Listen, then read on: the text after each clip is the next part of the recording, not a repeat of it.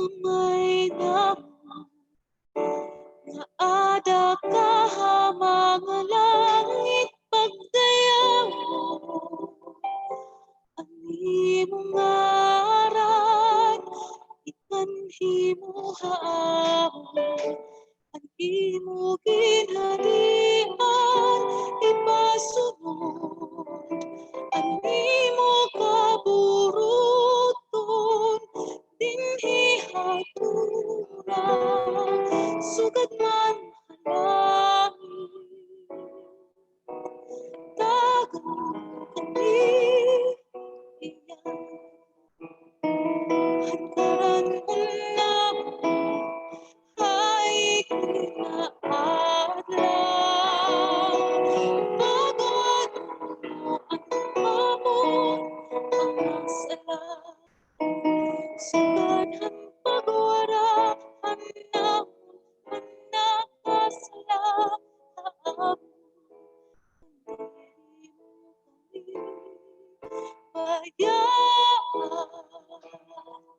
Basi diri kami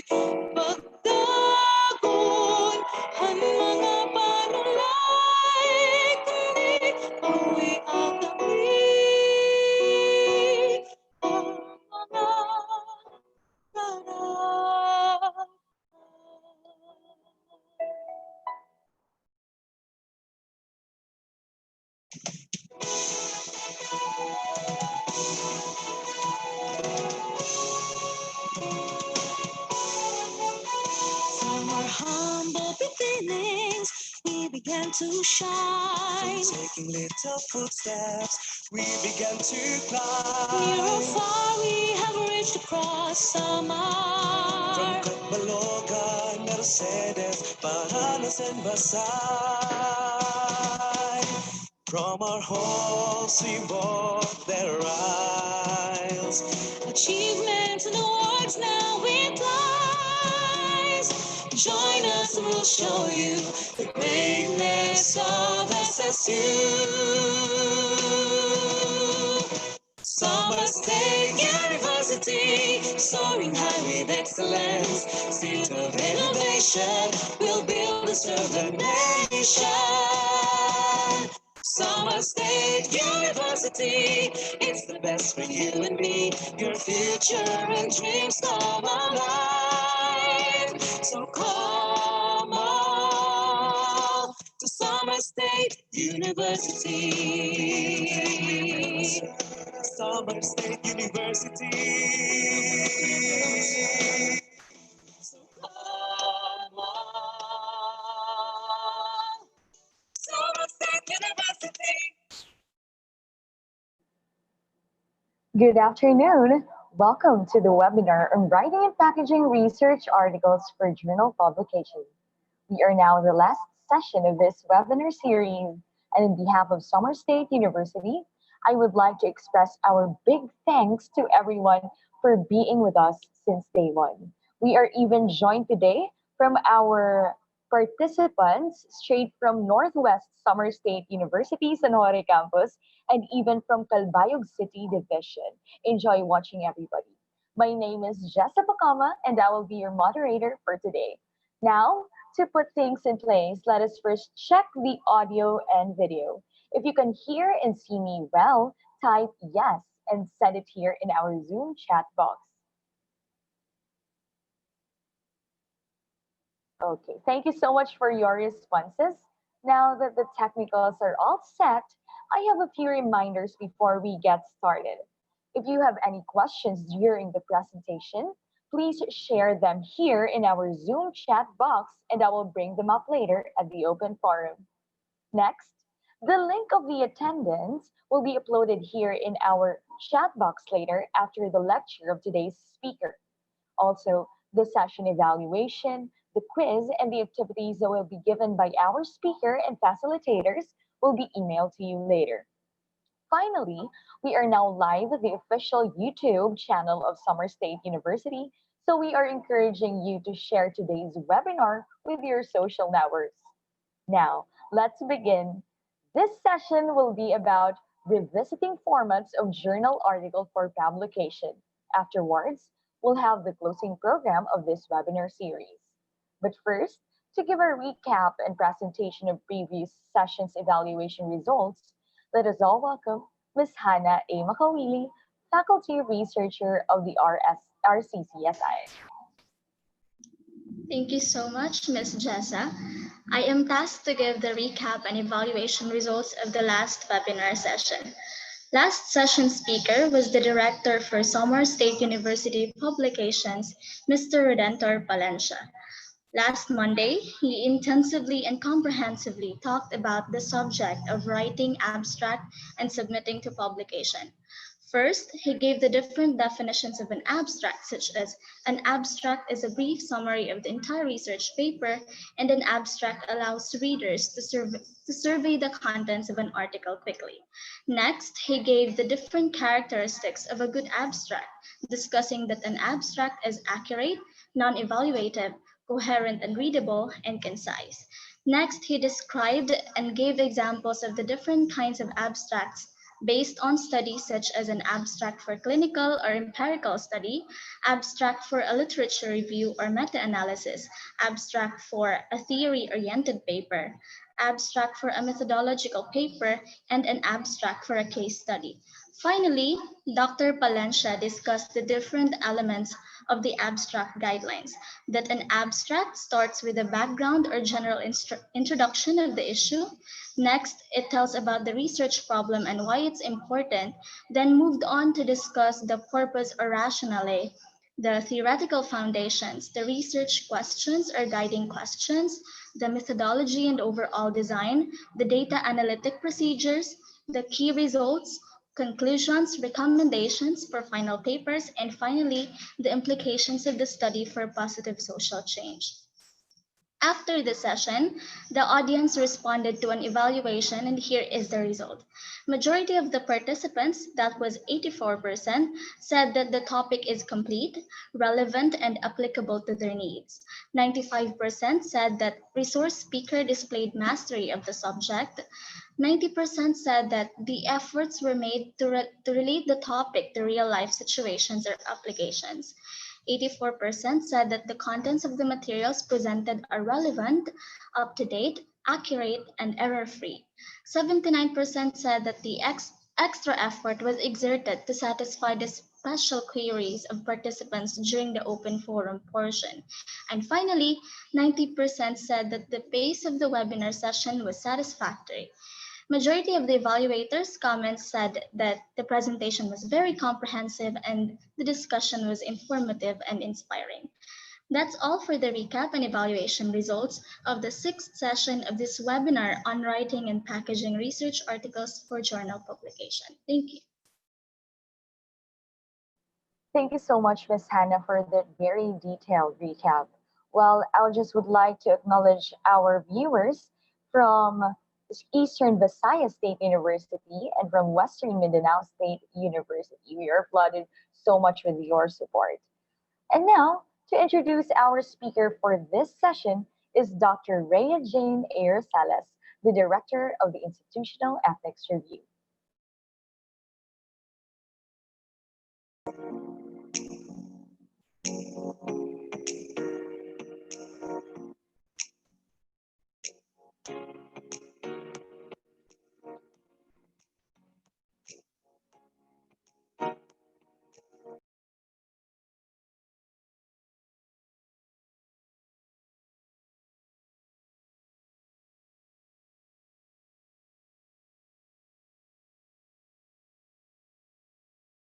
Ma'am Rhea Jane, could you turn on your microphone?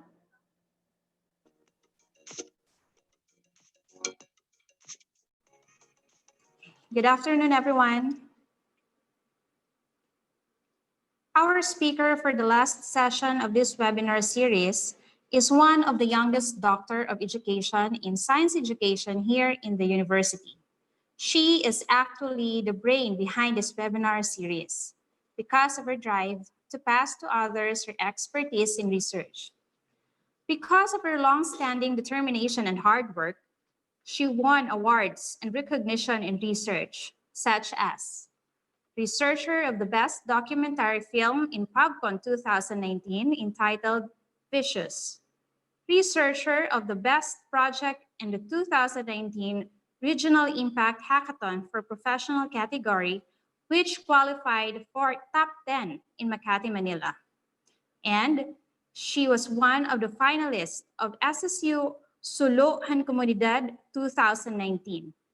Among the many organizations she's part of, she's a member of the Philippine Association of Research Managers, or PhilArm, and at her young age, she became an associate member of National Research Council of the Philippines under Division X Chemical Sciences. Two of her greatest achievements in research include a publication in emerging Elsevier and Scopus journals. Though she has few citations, her paper on Fern has been cited twice by a reputable indexing companies like Springer and Elsevier. Aside from that, she received a 5 million grant for the Galing Picard DOST project on science and technology, community-based farm on sweet potato production in Basay.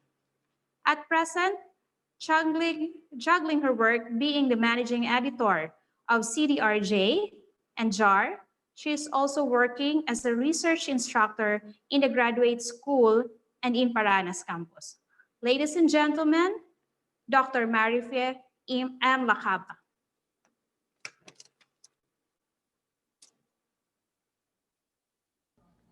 Thank you so much, Dr. Sales, for the introduction. So, good afternoon, everyone. I hope you can hear me loud and clear. Can you type yes if you can hear me so we can start with the afternoon session? Okay, so we are now down to the last session of the webinar series. So before we start, I would like to thank our university president, Dr. Marlene Cardoso, for allowing us to conduct this webinar, and also to our ever supportive Vice President, for Research and Extension Services, Dr. Ronald Elorale. And I also would like to acknowledge the presence of Dr. Leo Labrague, the Editor-in-Chief of Countryside Development Research Journal, and the participants from different places.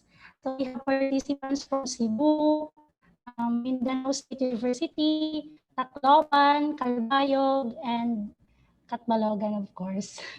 So today, as the managing editor of the Countryside Development Journal, I am tasked to discuss to you about revisiting formats of journal article for publication. So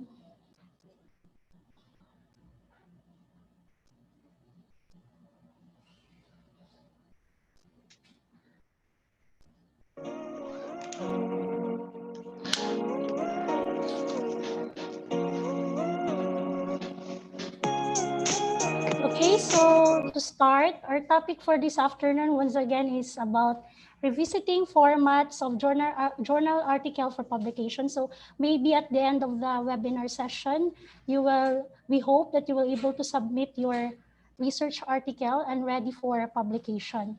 So to start, I would like you to answer the following 8 questions. So we have here 8 questions in the left column and choices in the right column. So it's a sort of review of what we have for 6 days webinar series. So I want you to answer the questions in the first column by writing the letter.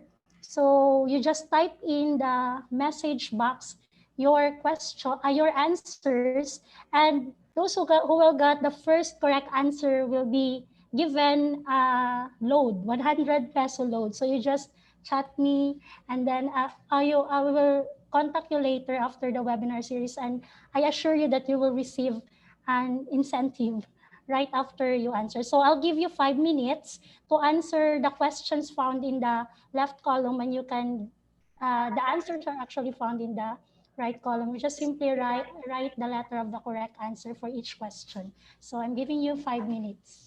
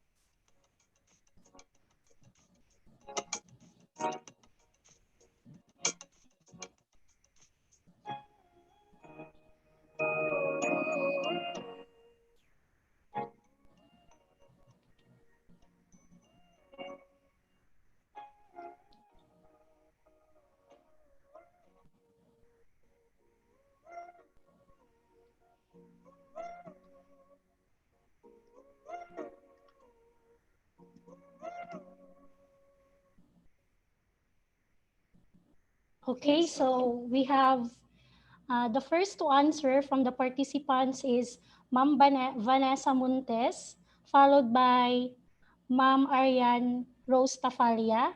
Then we have Sir Eduardo Edo Cornelius, Ma'am Leonora Poe. So let us check. So if the first to answer is wrong, so we will proceed to the second participant. So let us check. So the first question is, where can I find the summary? So the summary of your paper or your research article is found at letter A. So the correct answer for number 1 is letter A. So it is found in the abstract. Okay. So correct. Number 2, what is the problem? So the problem is actually found in, we can find the problem in the introduction. Okay, very good. So number 2 is letter E. For number 3, how did I solve the problem? The problem is actually located, how did I solve, or it talks about the methodology. So letter F for number 4. For number 5, what does it mean? So we're talking about the findings, or we are talking about the results. So number 5 is letter G. For number 6, did I solve the problem? So that question is answered in the conclusion. So letter C. And for number 7, who helped me out? So it is actually in literature citation or literature cited. And lastly, whose work did I refer to? We are referring, this portion or this question is actually addressed to acknowledgement. So I think we have our winner. Our winner is Ma'am Vanessa Montes. So number 1 is A, abstract. Number 2 is problem. Letter, that's introduction, letter E. Number 3 is, that's methodology, F. Number 4 is letter G. Number 5 is D, 6, C, 7, B, and 8, H. So thank you so much to those who participated in the preliminary activity, meaning you really learn a lot from our previous session. So these questions will actually guide us in making our research papers or submitting to research to publication. So these are guides, actually, these questions. So you need to familiarize these questions for you to be guided when you once published a research paper. Okay, so let's proceed. Let's start. Where can I find the summary? The summary is found in the abstract. So abstract, it uh, it describes the research problem, methods, results, and conclusions. So usually in abstract, it should be direct. It will elevate or grab readers' interest. So, and it is composed of 150 to 250 words.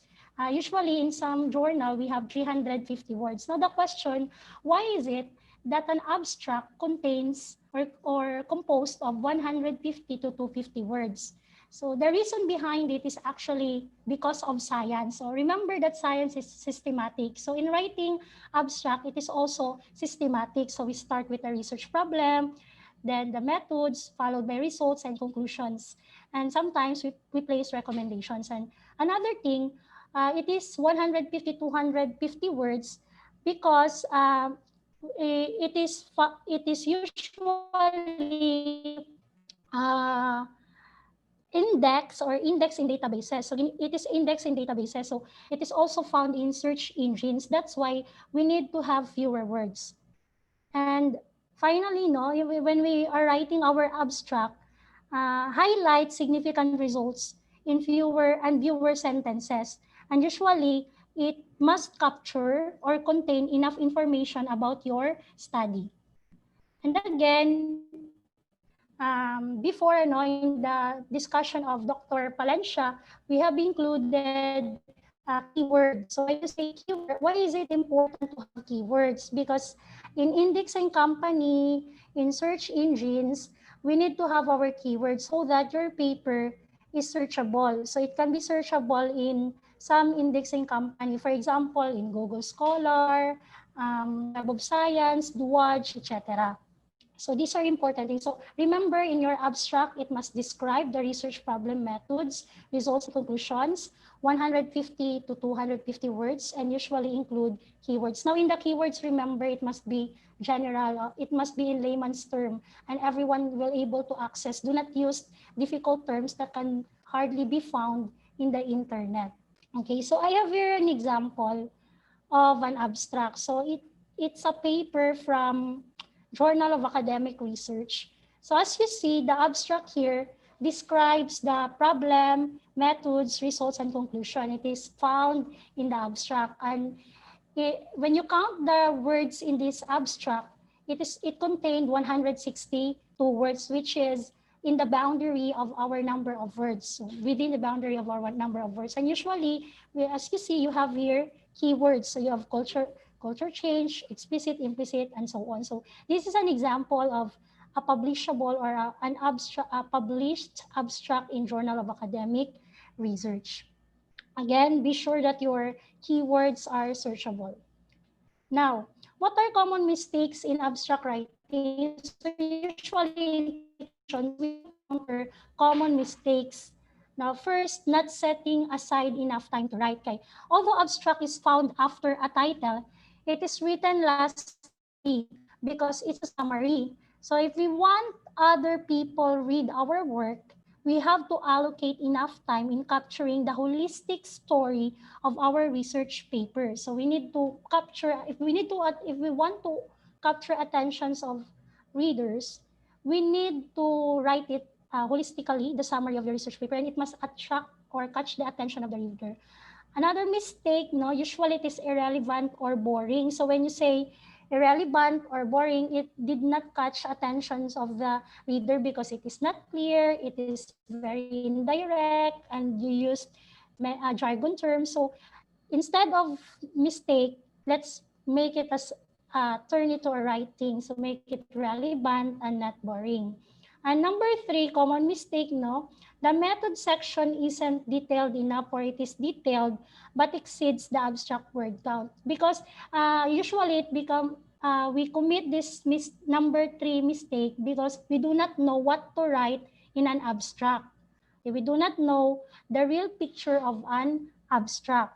Okay, so we need to, again, the data, each component must composed of at least one sentence and 2 to 3 sentences for the results, and 2 sentences for, sometimes 1 sentence for conclusion. And highlight significant results. And for mistake number 4, the results simply list the findings. So you just simply list the findings without explaining the findings, or sometimes too much explanations on the findings. And remember, impression last. So mistake number 5, you see, impression last. Impression last meaning your abstract must be error-free. So remember, from these mistakes, we learn from this mistake. So instead of not setting aside enough time to write, let's find time to write for our abstract. Make it relevant and not boring. Then remember the elements of a good abstract, which was discussed by Sir Palencia yesterday, or in last session. The results simply do not list the findings, instead describe the significant findings. And of course, it must be free from error or error-free. That's according to Key for 2019. Okay, so to make our life easier, we have the so-called abstract generator. Okay, so I have here the site of an abstract generator. I usually use it in my paper. Okay, it really helped me a lot. So as you see, there is what we call a note. An abstract should be between 100 to 250 words. So I use this site, this link, for me to make my abstract, and I will not be having hard time making my abstract and making myself very difficult or sacrifice in making my abstract. So we have here, as you see in that link, no, you can search it in Google or Yahoo or whatever search engine. So just type abstract generator. So you have here overview of the study. You can simply write 0 to 60 words. You have methods of research, methods or research methodology, results and findings, conclusions and recommendations. So you just simply type your conclusions there, your statement of the problem, then later on generate. So this is very helpful for beginner or neophyte in research writing. Okay, so this is very important. So to make our life easy, let's use of the current technology. So we have the abstract generator. Okay, so again, abstract describe your entire paper. Be mindful of the word counts and take note of the keywords. It must be searchable. Keywords must be searchable, so you can search it in the user in some search engines. And that's the format for publication. So let's move to the second question. What is the problem? So the answer in this question is usually found, or we can find it in an introduction. Now, so the problem is presented in your introduction. Even the research objectives are embedded in your introduction. And we can also find sometimes theories to be validated in a study. So usually an introduction is 10 to 15% of your paper, as what Dr. Jane Rosales stated in her previous talk. It must be 10 to 15% of your paper. So for example, let's say you have 3,000 words, more or less it is 400 to 450 words. According to NCBI, or National Center for Biotechnology Incorporated, the paragraphs usually is 1 to 4 paragraphs for an introduction. Ideally, it has three paragraphs for an introduction. Usually, it includes general statement of the problem, context or background, rationale or hypothesis, then significance of the study and research. Again, in an introduction, your objectives are already embedded. So usually, there are publications which has separate portion for or parts for introduction and objectives. But there are also journals in which introduction and objectives are merged together, or embedded na. It is embedded in the introduction. So yun. Okay, for example, I have here my paper published in Manila Journal of Science. This is my master's thesis way back 2015. I'm just a neophyte writer when I published this paper. But again, from mistakes, we learn a lot of things because of mistakes. And it doesn't mean that you are not really good in English, you are not really good in writing, you cannot publish a paper. There are editors who will help you to edit your work. Sometimes you commit mistakes, but from that mistakes, we really learn a lot from it. And we learn that through time. Okay, so I have here an example of an introduction. So these things are not arranged. So we have here A, B, C, D, and E. So the next task that you will be going you will do this afternoon is to arrange the sequence of these things. So from A, B, C, D, E, what should comes first? Is it letter A, letter B, letter C, letter D, or letter E? So what should comes first? So if your title is that one, what should comes first? So I'm giving you again, I think 3 minutes can do to arrange this. And the first to answer again will be given 100 peso load for the second task. So you will be given 100 peso load again. So you just simply arrange what should come first. Is it A, B, C, D, and D? And actually, this was already discussed by Dr. Rhea Jane Rosales last time. So I'm giving you 3 minutes, so time check. So your 3 minutes starts now. So you may chat your answers in the message box.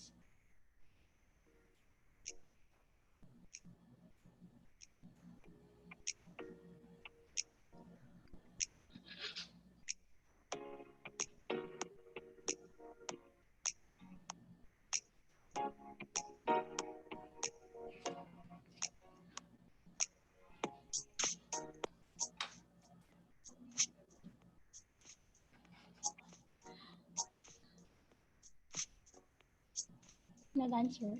Let's see.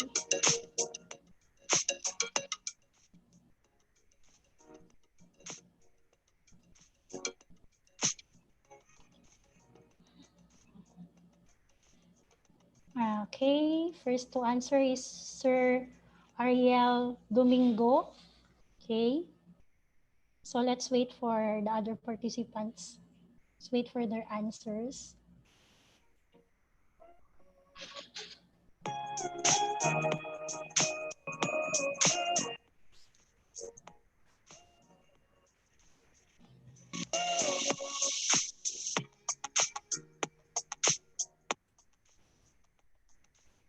CAEDB.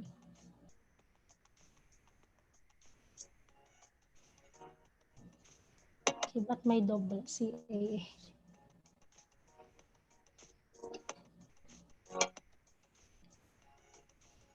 Okay, let's check.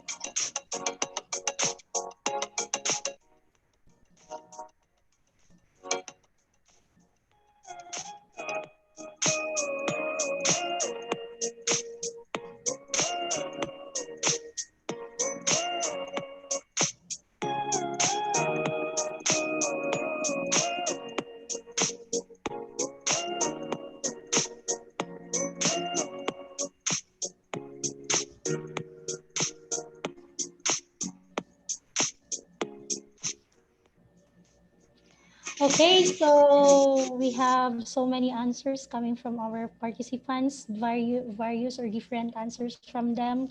So let us check. So the correct answer, so last to answer is Ma'am Chodora Pixon from EBSU.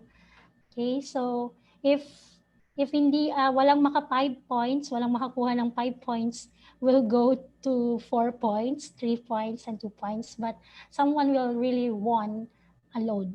Okay, you will get a 100 peso load from me. Okay, so let's see. The correct answer is actually, damo pa nag-answer. Okay, so the correct answer is here. So we have to start with the general statement of the problem area, then the context of background or context or background of the study, and then we have the rationale or rationale or hypothesis, and the hypothesis, then explain why your research is important and provide the research guide. So these are the effective elements in writing introduction based from Veno. And actually this was also summarized by Dr. Jane, that you have to start with your problem and then establish the context and background and the um, context and background and the gap. And usually, it is also found in your introduction, the statement of the problem or your research objectives. So the correct answer is CDDAE, CDBAE. So we have CDBAE, CDBAE. Okay, so I think Mr. CDBA. Okay, so we have Mr. Margarito. Margarito or CD. So we start with CD. Okay, Margarito, CAED. Okay, so I think the winner for this round is Sir Margarito from EBSU. Okay, so thank you so much for participating. No, so in an introduction for a publishable paper, you have general statement of the problem area. You start with your research area. That's why it is very important to understand the differences between general research area, research topic, and your research title. Because we always start our introduction with a statement of the problem area. Then we connect it with the background, and usually in the background we mention millennial goals, laws, World Bank data, etc.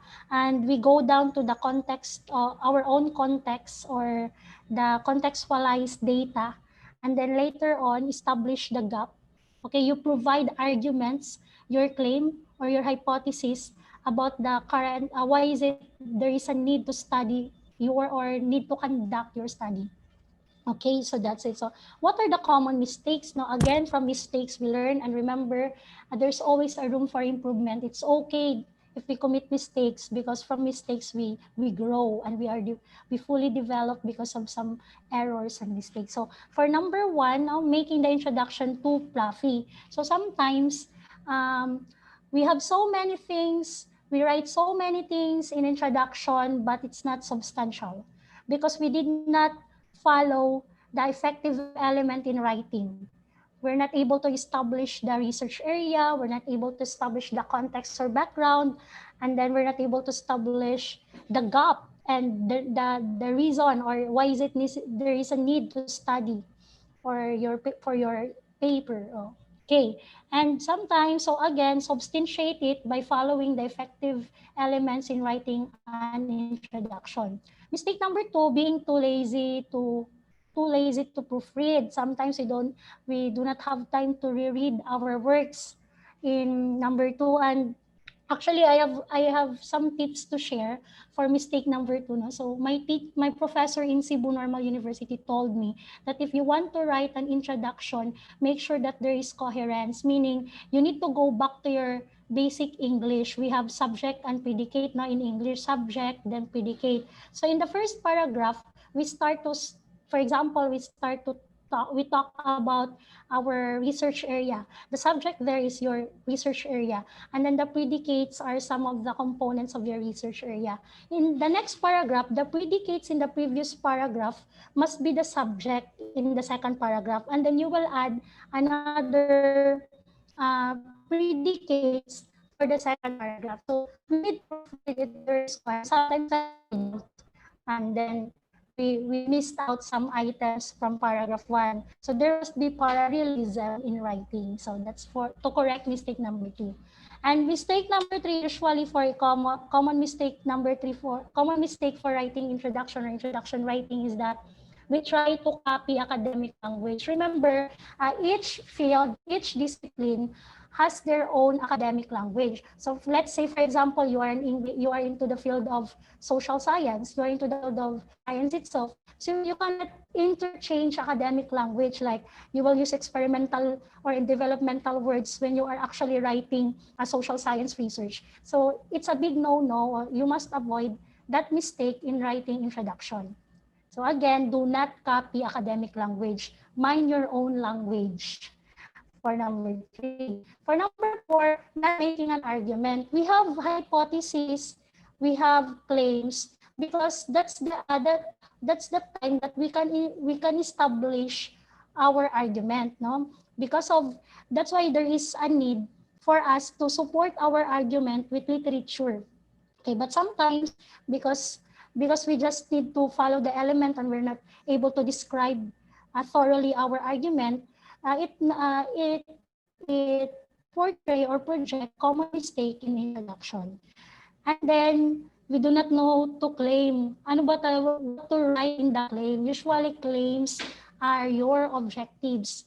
Okay, especially for qualitative study, we usually adapt claims in making introduction. So yun. So these are the things, common mistakes in writing introduction. So do not make your introduction too fluffy. Instead, substantiate by writing the effective elements. Then follow the parallelism in writing, subject predicate, from predicate to subject predicate, and all. Then try to mine your own academic language and make an argumentative discussion and claim what you need to claim for your paper. So that's for introduction. Okay, so I hope you learn from it. Okay, next we have how did I solve the problem? So in a research paper, usually this is the heaviest part of a research paper or an article because it's composed of so many parts or subparts like design, samples, data collection method, data processes, and these things are sometimes interchangeably used. So in that case, we're having difficulty on writing our methodology, especially when we're about to publish a paper and then you are very excited, but sometimes you are not able to revisit your methodology. So for that, I will give you some tips on how will you write it in a publishable format. So for research, remember that in methodology must captures everything, the process. As according to Ma'am Kabaging, no? So method and methodology is different. So the method is the process and the framework of the process is the methodology. So how can we make our methodology a publishable one or in a publishable form? So we simply start with this one. So we start with research design. Sometimes methodology in other journals are called materials and methods, especially for developmental or applied research. So for research design, what to write in a research design? So the research first in a research design, you need to state the research approach. Sometimes it is optional because there are writers who are really good in establishing their research designs or writing their research design. So what are research approaches? So we have actually four research approaches. And what are these four research approaches? We have the quantitative research approach, qualitative research approach. Then we have the pragmatic approach to research, or what we call mixed method. And we also have advocacy participatory approach or emancipatory approach. Now, why do we need to learn about these approaches? Because each approach contained various designs. So for example, in quantitative, your approach is in quantitative. What is specific design under quantitative? So sometimes optional naging we are writing the approach in an optional manner. But what's important is we have established the design under a specific approach. Okay, so the next thing that you're going to write is design under a specific research approach. Then for that, discuss in a sentence the appropriateness of the design and another sentence on how it is applied to your study. Okay, again, you need to understand, you need to go back on the basic research in writing your research design because your design must be aligned to your approach. Okay, so for example, I have here an example. So the design used in this paper is correlational predictive design. So it did not mention as to what approach is used in the study. But because it is given that it is correlational predictive design, we can say that it is in quantitative approach. Okay. After that, remember quantitative approach, we have so many designs under quantitative. We have descriptive, correlational, comparative, we have experimental, quasi-experiments, predictive modeling. So you need to identify first your approach, then your design. So in this example, we have correlational predictive design, which is under quantitative approach. Then it follows with the discussion and how it is used or applied in the study. Next, another example here is we have this is a pragmatic approach wherein mixed method of quantitative and qualitative approaches. So here, he cited the author cited in to which he or she patterned his or her approach, and then made mention on the design, which is convergent parallel mixed method, and then describe again on the applicability of it in its study. Okay, so that is how you write your research design or methodology and the research design for a publishable paper. So you do not need to explain it you do not need to describe it in a very long sentence or lengthy sentence, but what you need to write is the research approach and the design under that approach, discuss it in a sentence, the appropriateness of the design, and another is how it is applied to your study. So as simple as that for the research design. Another is we have research samples, no? So usually we have some, we call it sampling techniques. In some journals, we call it participants,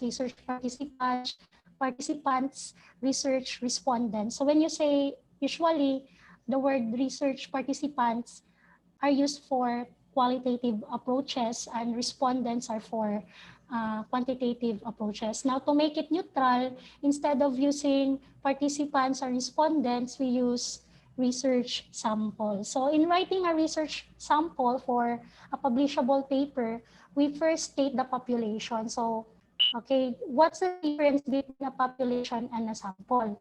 So when you say a population, it is the elements of all the source of data. So all the data sources are the elements of all the source of data. And a sample is a portion or part of a population. So that's the first thing. You need to state the population. After, you need to state the sampling technique. Remember, there are two types of sampling technique, the probability and non-probability. Usually for quantitative, since we have sometimes number of respondents or samples, we use probability samples.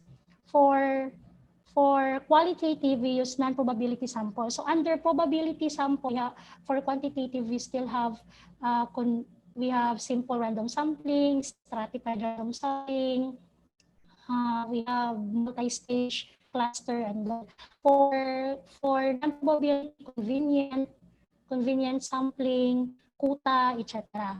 And then for qualitative, we will going to write the criteria of selection when it comes to the publishable paper for research sample. So to give you an example, we have here, so as you see, the participants of the study were selected through purpose. So as you see, this example, the population here are made mention. So the population or the group of gay, lesbian, and gay. And it is also stated in the sample the type of sample technique used, which is purposive sampling under non-probability, since it is in qualitative research. And also the inclusion criteria, how the participants were selected through the use of gender preference survey. And the good thing here in this example is that there is also a key that that ethics is observed, because participants are not forced to participate in the study. Rather, they voluntarily responded in the study. So this is an example of a good research, writing a good research samples for a publishable paper. And another, we have here quantitative again, we mentioned a population, which is who are the household heads of the farming households. And then mention again the sample technique, which is multi-stage cluster sampling. It is under quantitative probability sampling. And in most of the time in quantitative, we present the samples, especially if it is in stratified, we present it in a tabular manner.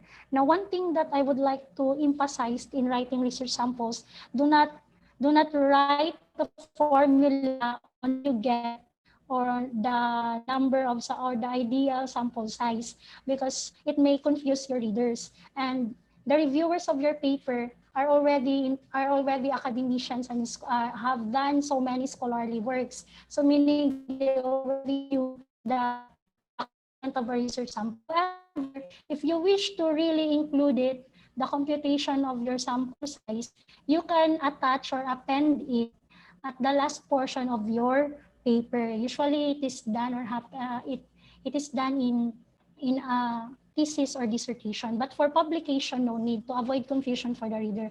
And if you wish to, you can still append it or write it, place it in the appendix portion. Okay, so that's for research samples. So let's proceed to the next. So we're done with the research designs. We're done with the research sample. Okay, next would be the data collection method. So in some journal, data collection method is divided into two components: the instrumentation and validation of instrument, then data gathering procedure. But here I am going to discuss the format of the Countryside Development Research Journal. We start writing publishable format in data collection method by through data collection, writing first the data collection tool or instrument, then data collection tool scale if in quantitative, and how will you validate your instrument, the validation of instrument, and the data gathering procedure. So let's take a look with the example. So for example here, it made mentions on the data collection tool or instrument used in the study. So as you see, we have here unstructured interview guide, record sheet, focus group discussion, triangulation. So these are the instruments used in the study. And since the study is qualitative in nature, there are no measures or scoring frameworks. Instead, there is criteria of inclusion. So each instrument each instrument was described and the application of it to the study, and how data will be collected from the participants or from the samples of the study. Okay. Another example we have here in the form of quantitative, the data collection tool here is a survey questionnaire. And then that is stated in the first paragraph. For the second paragraph, the description of the survey questionnaire. And in the third paragraph, on how the instrument will be answered. And the last, the validation of instruments. So this is an example of a publishable paper following correct data collection method. Okay. So we're done with data collection. So research design, research sample, data collection method. Again, in data collection method, we include instrumentation, your instrument, the scoring, if it is in quantitative, how did you validated your instrument, and how did you collect, or the process of collecting your data. And still part of methodology is the data analysis process. So data analysis process, because in some journal, instead of writing data analysis process, they write the statistical treatment of data. Remember that today we have many approaches in research, and it would be biased if we just write statistical treatment of data, because that analysis is only used for a quantitative research method. So instead of doing that, and to avoid bias, we write data analysis. So just like you using respondents and participants. So here, instead of using statistical treatment of data, we use data analysis process. So what to write in a publishable paper for data analysis process? So we state the kind of data. So when you say kind of data, we are not talking about primary, secondary data, because these are kinds of data sources. So when we say kind of data, we are talking about quantitative data and qualitative data, because each type of or kind of data has corresponding data analysis used. So there is a specific analysis for a specific method or process for a specific data. Okay, after you write the data analysis used, you write the data analysis process. So how did you analyze your data? Okay, so for example, so this is an example of the data analysis process. So in the first paragraph, no, we have it's a quantitative data. Why did we say that it's a quantitative data? Because we have mentioned about analysis of variance. So usually analysis of statistical tools are used for quantitative data. Analysis of variance, t-test, pretest, post-test, mean game, these are used for quantitative research data.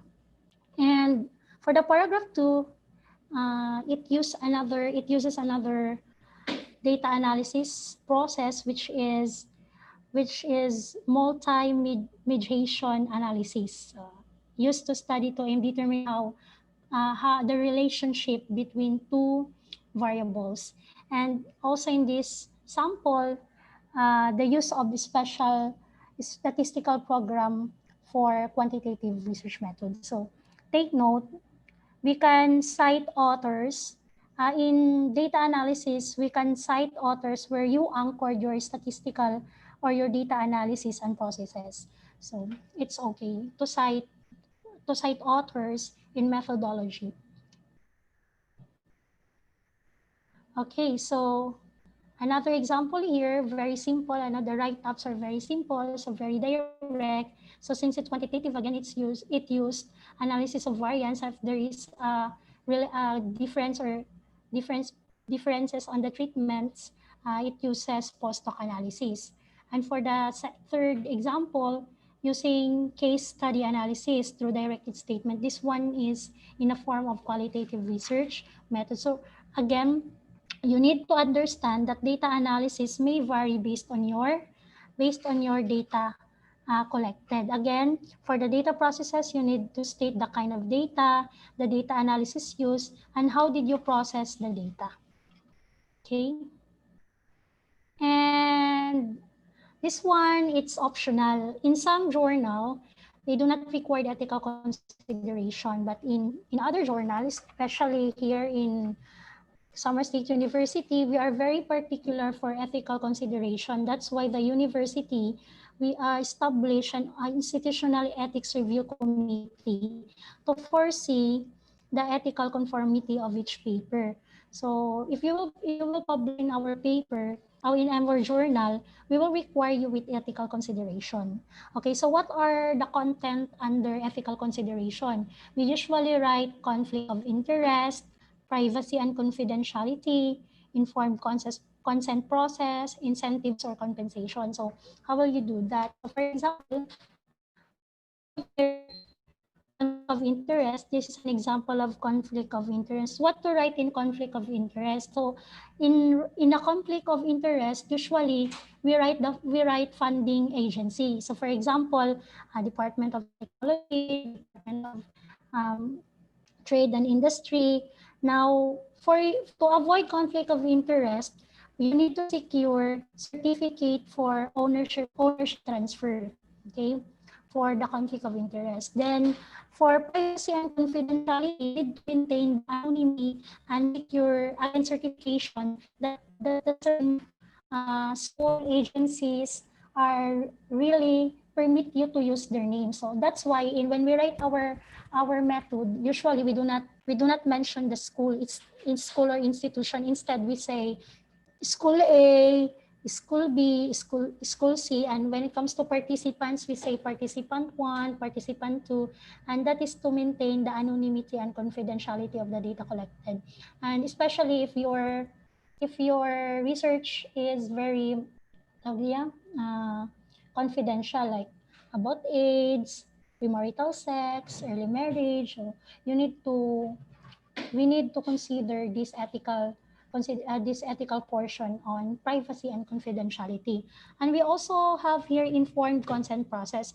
Informed consent process usually it's not only for minors. Even participants who are not minors are required to give or to provide with informed consent process. And it does not only stop on giving informed consent. Sometimes, not sometimes, but we need to ask the assent form. So when you say assent form, uh, the participants or the sample of your study, they permit you or give you an approval or an agreement that the data you collected from them can be used for your study. So these are things that are very important in ethical consideration.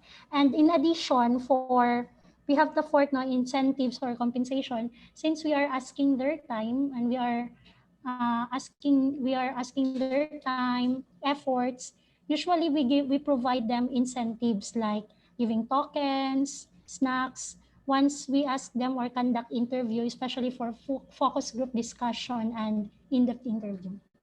Okay, so these are example of ethical consideration. So I hope it is now clear. The parts under methodology, we start with our research design. After the research design, the research samples. After the research samples, we have data collection method, okay? Data collection method, then data analysis, then ethical consideration. Okay, so I hope it is now clear. You solve your problem through methodology and following the components of the methodology. Okay, next question would be, what did I found out? So the word found out speaks of a result, or it speaks the results of your study. Findings of your study, usually it is arranged in logical sequence. Okay, meaning this is my tips in writing now. So when you write your results, you follow the sequence of your specific objectives. Specific, not general objectives. Because later you will find out what's the use of your general objective. But for the results, we need to follow the sequence of your specific objectives. Okay, so the specific objectives become your guide to present your data. And how will you present your data? It is in the form of tables, graphs, diagrams for quantitative, sometimes themes, narrative, in a form of qualitative. So there are so many ways to present your data. So let's have an example. So in a result, there is no citation. Again, no citation for the result. Later on, you will find out common mistakes in writing results. So as you see, we have here the figure. So this is in qualitative, and then you discuss, you make write-ups on the figure. You give meanings to the result, not totally meaning, but the write-ups on the results. It is reflected in figure 1, the results of the study, and so on. So as you see in the example. Another example is in tabular form. So you present the table, then the findings or the result of your study. So from the table, findings and results. Okay, common mistakes in results writing. So number 1, restating all results found in the data presentation. So for example, you use table, and then there are data in the table. Then you write in the write-ups of your results, you place everything, the numbers in the results. So it's not good. It's a mistake to write that. So usually we need to avoid those things, no, so that you give meanings to your results. And number 2, choosing type of data presentation. Sometimes we overthink, we use a type of data presentation which is not suited or fitted or appropriate to our data. So for example here, as you see in the slide, at the left portion is giving us line graph. Usually line graph is used for predictions, okay, for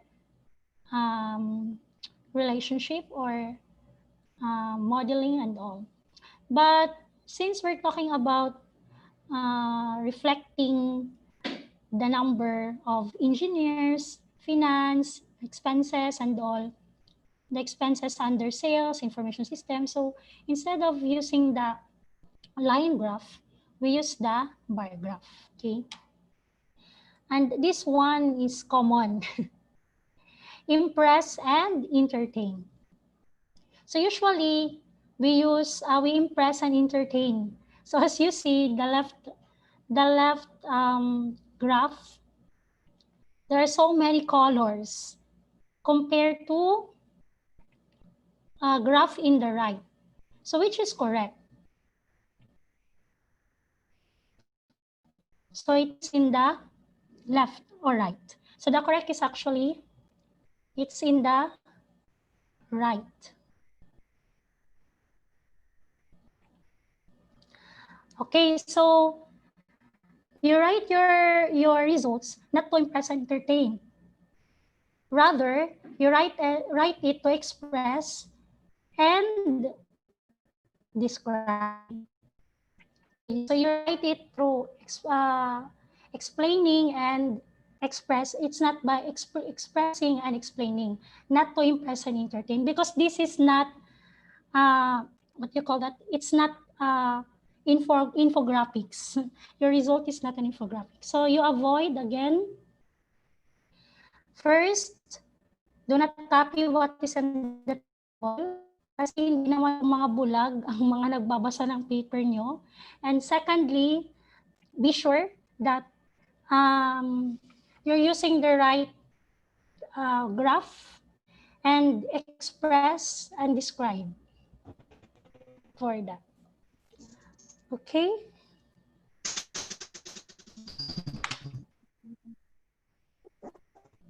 Nagahang.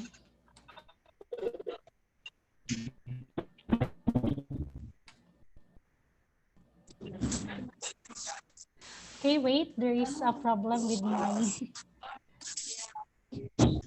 nagahang. Yeah, it's hanging. I don't know why.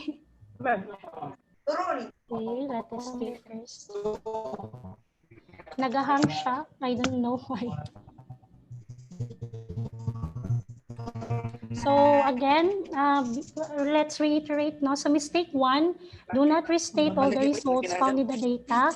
Then choose the right type of data presentation, impress and entertain. Oh, it's not moving. Sis na.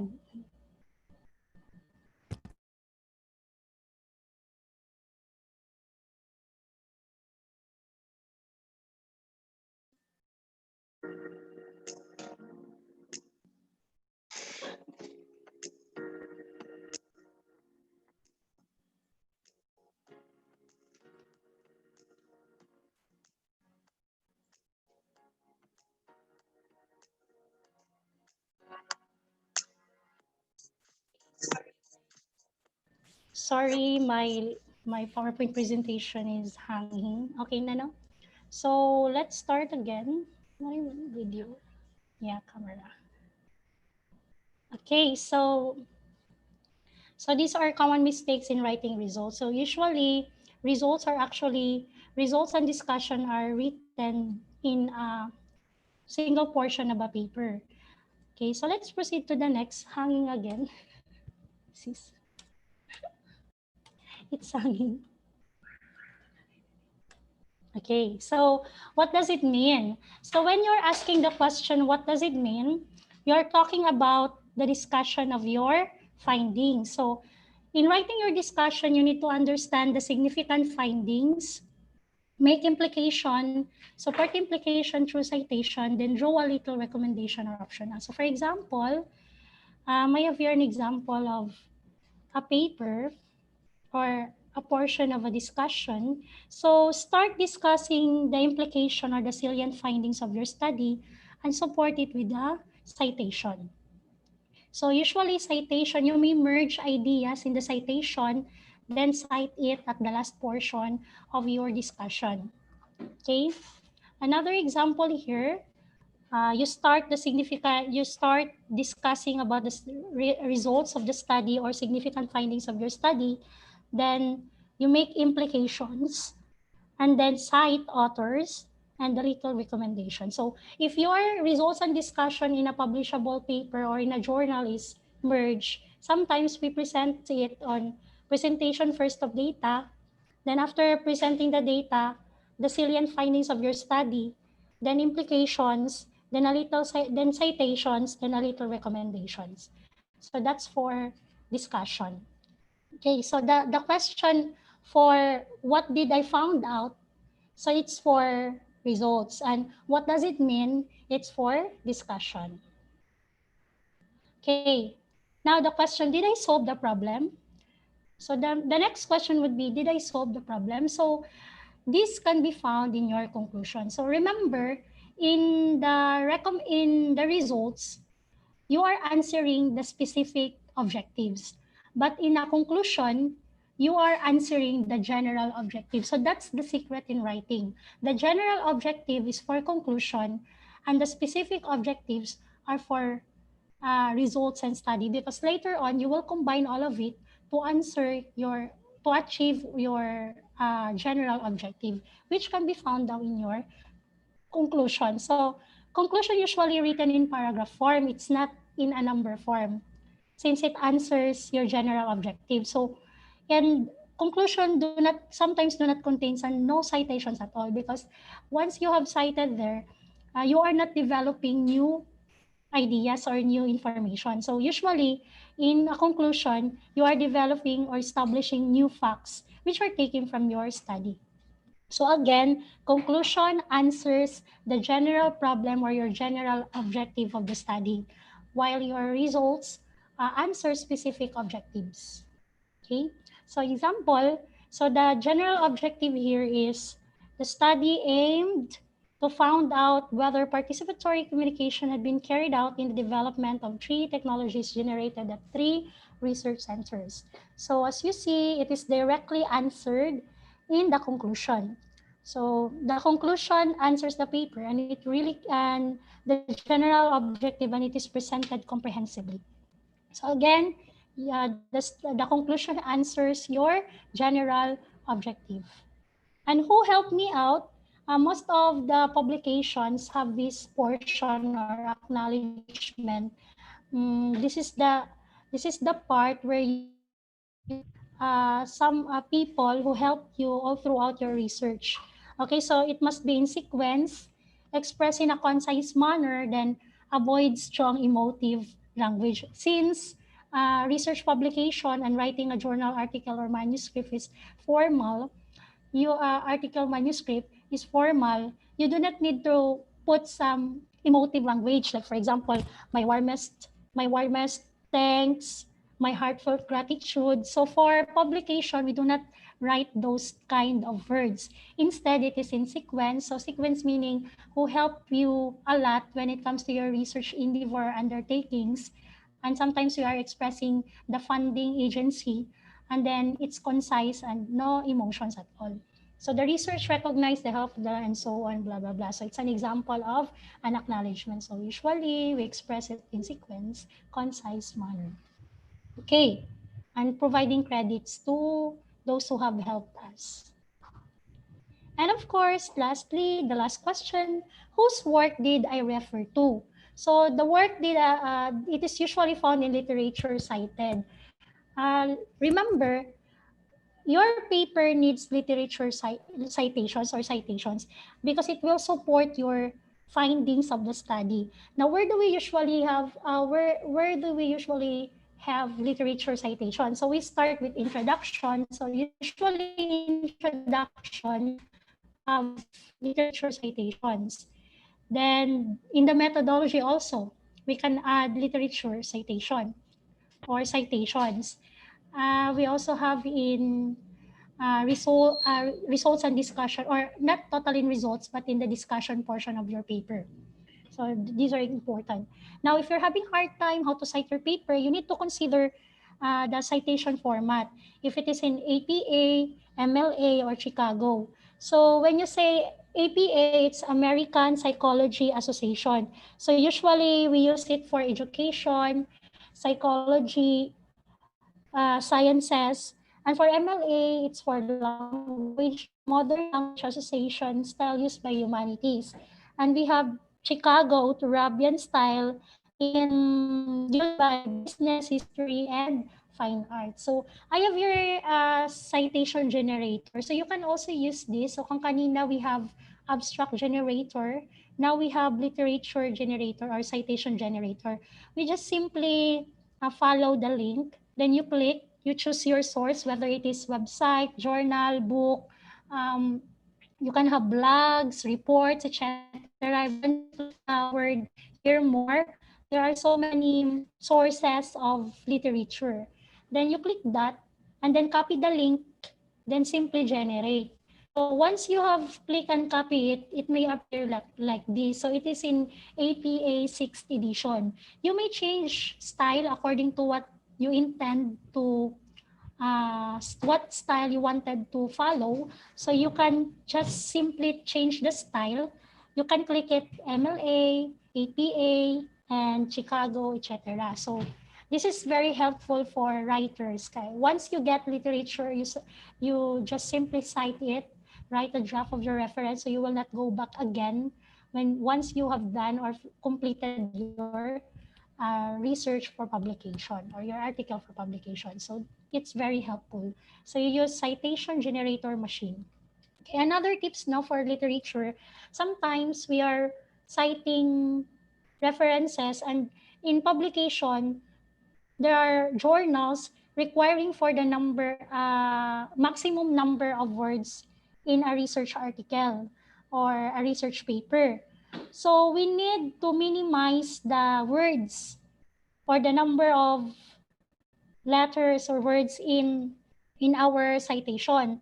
So instead of copying the longest or uh, a long website or URL, we just simply copy the URL, then write it on URL shortener, then the number of words are reduced. So it's very helpful for us. And then hindi siya masakit sa mata tingnan kasi very uniform. One line lang yung URL. So those work did I refer to is on literature citation. So now the question, are you ready to submit your paper for publication? I hope you are ready to publish a paper. Okay, why is it that okay, so why is it that I did not mention about the title? No, okay. In selecting, here are some important things when once you wanted to submit your paper for a journal format. Okay, for a journal format, selecting some stocking. Okay, for the things to consider before submitting a manuscript, you need to select the right journal. Okay, when do we say that it's the right journal? You need to visit the journal and read the scope of the journal as to alignment or if it is aligned to your study. Because usually your paper is rejected because it's not aligned to the scope of the journal. And you may your title is just a running title, even it is already done with you're done with your thesis or dissertation, because remember, in a thesis you can make two or more publications, and even in dissertations, depending on the results of your study. So you pattern the title based on the journal, and you highlight results based on the scope of the journal. So you need to visit the journal, the website of the journal. Each journal have different, or although there are commonalities, but writing sections of the manuscripts have differences. So you need to revisit the note for authors. For number two, check the note to author, because it is stated there what to do. So writing sections of the manuscript, you need to check the note for author, and then you order it according to what is required in the publication. Then the rest of it, you must secure the conflicts of interest, copyright, cover letter, proofreading, that your paper is actually ready for publication. So usually the title of your study range from 7 to 14 words. That's according to Bueno 2016, 7 to 14 words for the title. And again, you aligned it to the journal to which you will submit your paper, because it will be very helpful and highlights your results relevant to the scope of the journal. Kasi usually, yun nga, nare-reject yung paper natin because it's not aligned to the scope of the journal. I hope it makes sense. Okay, so I would like to take this opportunity. So before I end my talk, uh, I hope I helped you in your research undertaking or your publication undertaking. So as of today, we have two journals. Summer State University have two journals: Countryside Development Research Journal and the Journal of Academic Research. So here are the links. So you need to visit the site for the scope of the journals. Okay, when you say countryside development, see to it that your paper really highlight about countryside development. And for Journal of Academic Research, it talks about improvement in the educational arena. Okay, the school is part. And I would like to introduce you with our new journals. So two additional journals. So we're still working for it. So we have JSS, Journal of Summer Studies. The editor-in-chief is Dr. Rhea Jane Rosales. So it talks about Summer Island. We're not talking about Western Summer lang or summer, but about Summer Islands, the culture, everything. So we have Eastern Summer, Northern Summer. There are three scopes of this, or we have social-cultural context, technology and economics, endemic resources. And we also have additional journal and tagged as Philippine Journal of Innovation and Technology. The editor-in-chief is Dr. Vivian Moya. So it captures developmental research from utility models or patent converted or packaged to journal articles. So these are the journals that Summer State University, the Summer State University journal. So you can choose which to submit your paper. I'm very much willing to accept submission, and also willing to accept reviewers. If you have if you want to suggest reviewers for our journals, you are very welcome. You just email us to the email found in the slide. Okay. Thank you so much for listening, and I hope I really help you in your publication. Good afternoon. Ladies and gentlemen, once again, let's give a virtual clap to Dr. Marifi Amlakaba, the Managing Director of the University Publications. All right, so right now we are going to have the question and answer forum. If you have any questions, kindly type that in our chat box, and I'm going to read that. We are going to address that to our speaker this afternoon. So right now, I will be reading your comments, queries, points of information, if there are any. Yeah, so we have feedbacks here saying na thank you so much po ma'am, very informative. Thank you very much, Dr. Lacaba. Thank you for that very interesting topic, sabi po ni Ma'am Genesis Lingling. Wow, thank you so much. I learned a lot, said by Ma'am Chidora Espigzon. Thank you so much for those very useful inputs, sabi po ng PIT MFP Serino. Sige po, so right now we are going to address your questions, if there are any, to our speaker. So kindly key that in here in our chat box. Mr. Ariel Domingo said, thank you, ma'am. I enjoyed this webinar series. Topic was well discussed. Thank you, Dr. Lacaba, said by Ma'am Po. Okay, so we are now going to have the open forum. Kindly key in your questions in our chat box and send it right now. We are going to read that to be addressed by our speaker.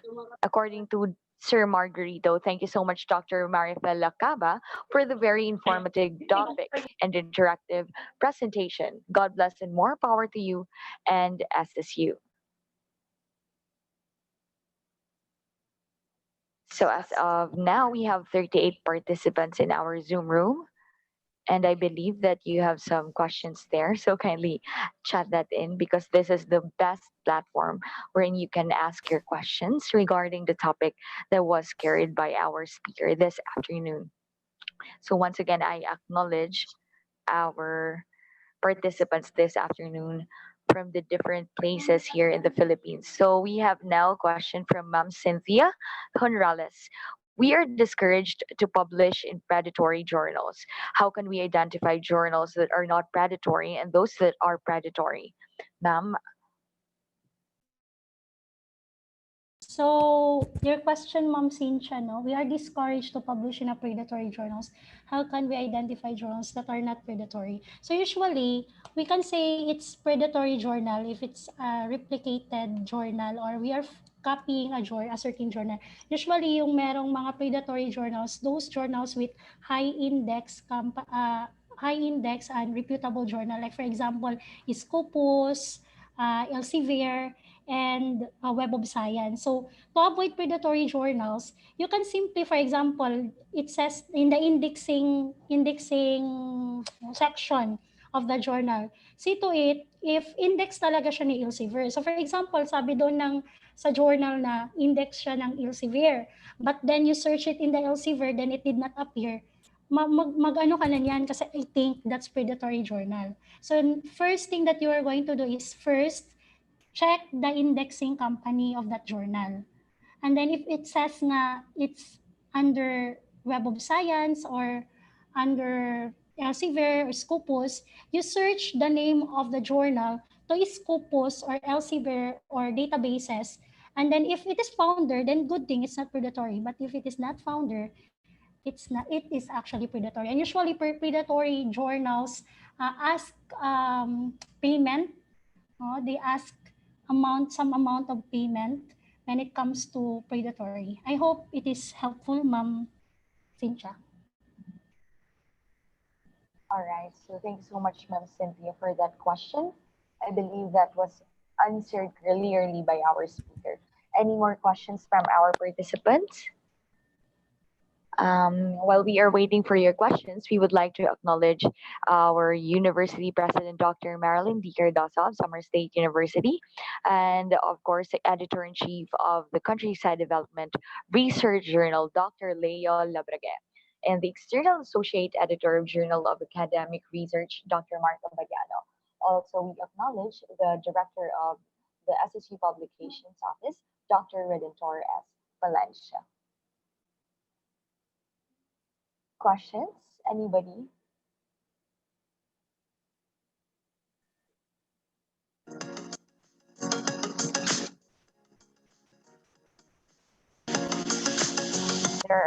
While we are waiting for your questions, I'm going to read once again your uh, comments here. Thank you so much, ma'am. So honored to be part of this session seven, or the seven sessions, I mean. Learned a lot. Thank you and God bless. According to Sir Feliciano Behar, thank you so much, ma'am, Lakaba, for the very informative topic, and SSU also.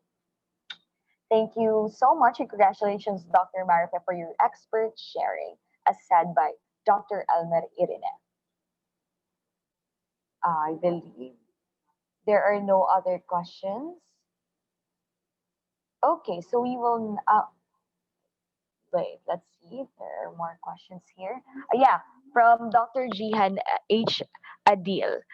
She said, can you suggest a website containing a directory of reputable or non predatory journals?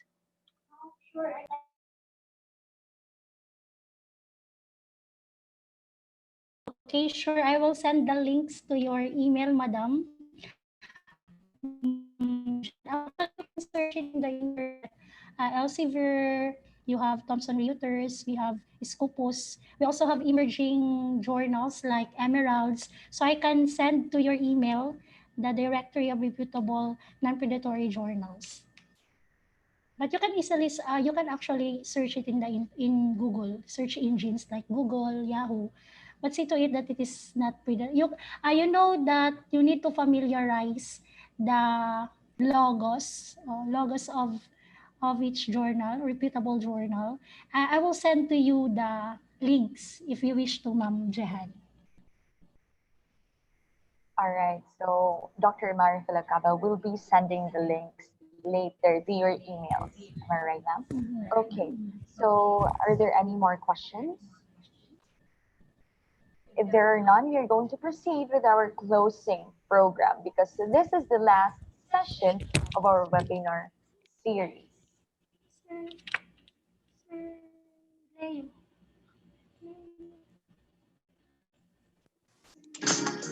So right now, everybody, we are going to send the attendance link and you can fill that out right now. So there you go. You've already sent the link for the attendance of this session 7. Once again, we will be giving out certificates, and indicated on the certificate is the number of times you attended the series. The evaluation form will be sent later.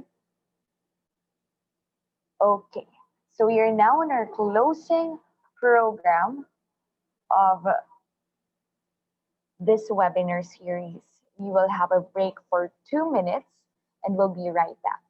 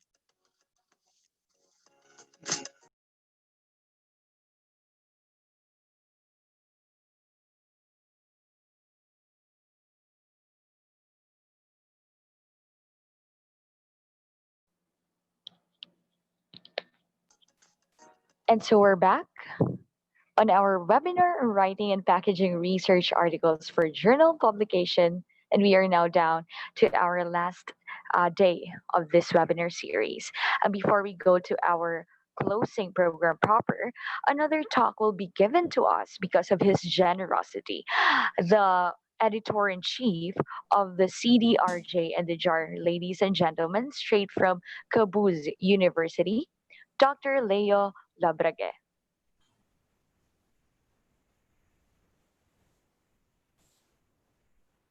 Yeah, good morning, everyone. I think I cannot share my PowerPoint because there's a PowerPoint slide currently. Okay.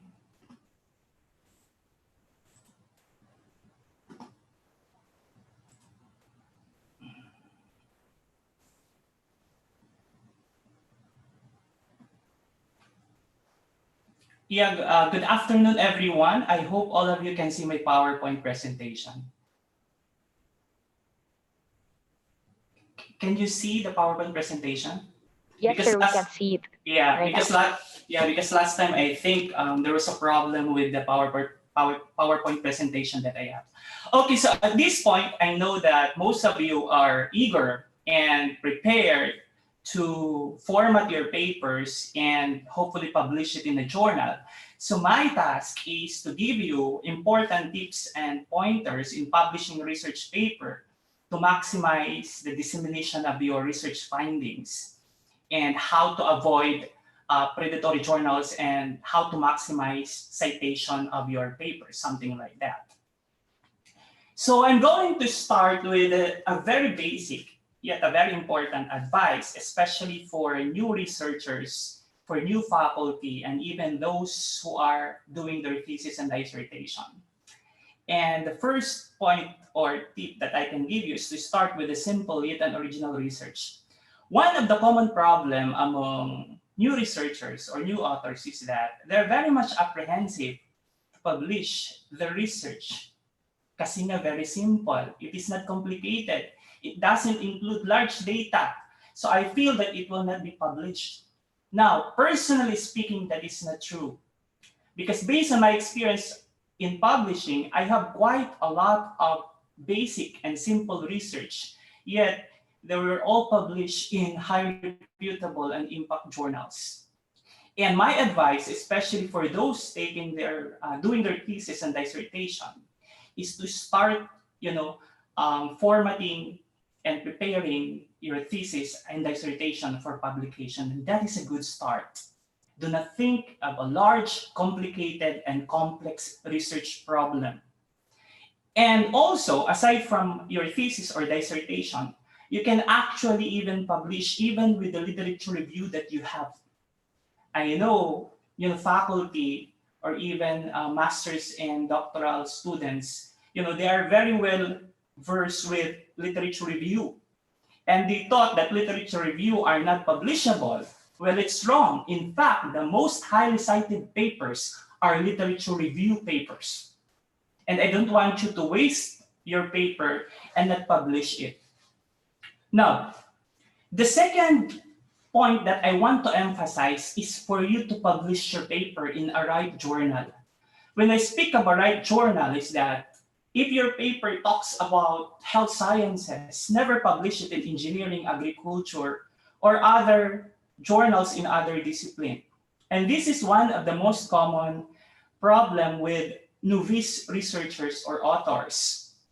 They're very much tempted to publish their paper anywhere, regardless of the journal's name, and that is wrong. There are two things that could actually happen to your paper if you publish in a wrong journal. First, it could either be rejected right away because it is out of scope. Just like what happened to one of my papers, it was immediately rejected. And the reason? Out of scope.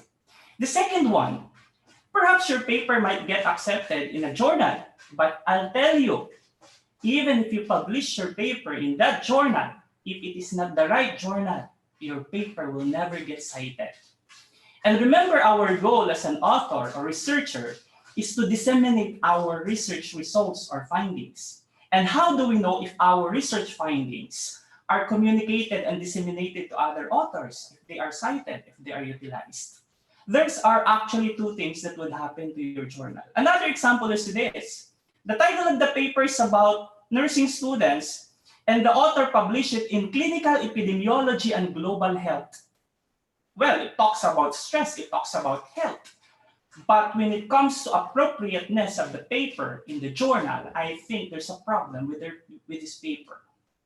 Even if the paper contains valuable, innovative or original research findings, it will end up not being cited for how many years?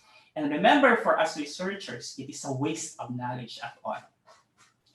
Okay, number 3. This was previously asked by Dr. Cynthia Honrales, I think, or Dr. Cynthia from Summer State University about predatory journals. And I want to emphasize for you new researchers, or even for other faculty researchers, to beware of predatory journals. And normally, just like a predator, the most common victims of these journals are new researchers, are new authors. And most of these predatory journals are produced by scam publishers. They are money-generating journals. They don't bother with the integrity of your paper. They don't bother of the review process. They just want you to publish your paper in their journal because they want money. On the slide right now, you would see two papers. The first one is the Nurse Education Today, and the other one is Nursing Practice Today. The first journal is actually an ISI journal. It is actually a high-impact journal, while the other one is Predator. And you would notice that the title itself of the journal is almost the same. And that is one of the characteristics of a predatory journal. Now, what's the problem if you publish in a predatory journal? The problem is that these journals publish papers with little or no peer review process. As researchers, as authors, peer review process is very important because it is in this process that our research work are refined, okay, to achieve its quality. The second one is that most of these predatory journals, invite authors via aggressive emails.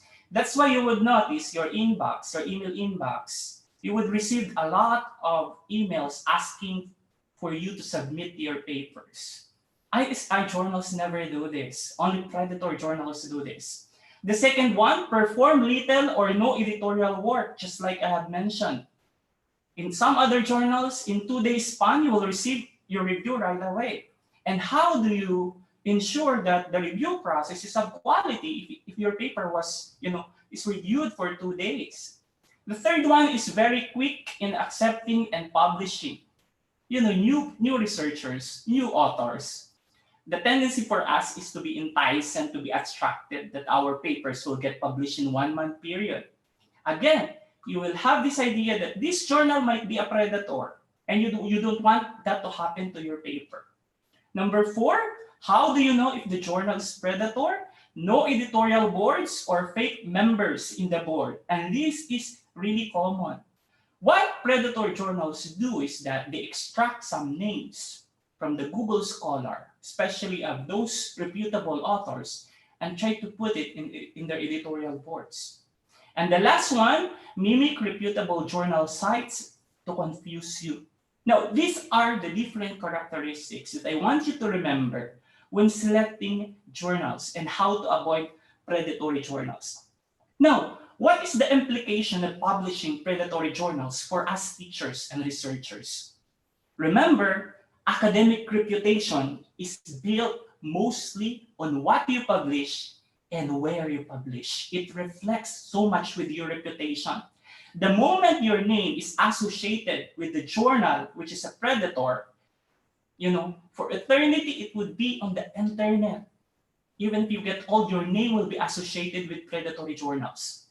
And here in abroad, most of the universities are actually screening or scrutinizing, job applicants, and they are even checking the publication names of the authors. That's why you need to avoid publishing your papers in predatory journals. And most importantly, as I mentioned earlier, you do not waste your important and valuable research findings in predatory journals. You will be wasting those knowledge. Okay? Now, how do you make sure that you are not publishing your papers in predatory journals? As I mentioned earlier, always check the integrity, the website, the membership of the journal in associations, editorial board, or review process. Now, the question is, most of reputable journals are have a stringent process of accepting papers. Now, this is my advice for new researchers or new faculty who are aiming to publish. Rather than publish your paper in predatory journals, the best thing that you can do is to publish your paper in university journals. Okay? And we have a lot of university journals available in our country and even outside of the country. Or we can also resort to publishing in professional, in journals of professional organizations. The good thing about Samar State University is that we are providing platforms for you to publish your research of different specialization. You just need to identify the subject matter of your article and try to identify which journal it is suited. And I'll tell you, the good thing about our journals is that it is not predatory. And aside from that, compared to predatory journals, we do not ask our authors to pay for publication charge. In fact, we are very much helpful in improving your papers because that is our mission, to help new researchers and new faculty publish their work. Now, another thing, know the right impact factor. I know researchers and authors are crazy about impact factor. They just say, the paper it has a good impact factor. But the problem is that we do not know now which impact factor is fake and which one is authentic. Because with the technology that we have now, when we search our internet, we can actually see a lot of journals claiming that they have impact factor. As a new researcher, as a new faculty aiming for research, you need to be cautious with this impact factor. When we say impact factor, these are a measure of citation frequency. And the implication of journals with high impact factor is that if you publish your paper in a journal with high impact factor, the citability is also high. But this is the challenge now. How do you know if the journal has the right impact factor? I want you to look at the slides right now. The first one is the Indian Journal of Applied Research, and it is claiming that the impact factor is 6.03. The second journal says the impact factor is 7.5. Those impact factors are very, very high. Okay, now, how do you know an authentic impact factor? This will be, okay. Okay. How do you know if the impact factor is credible? Okay.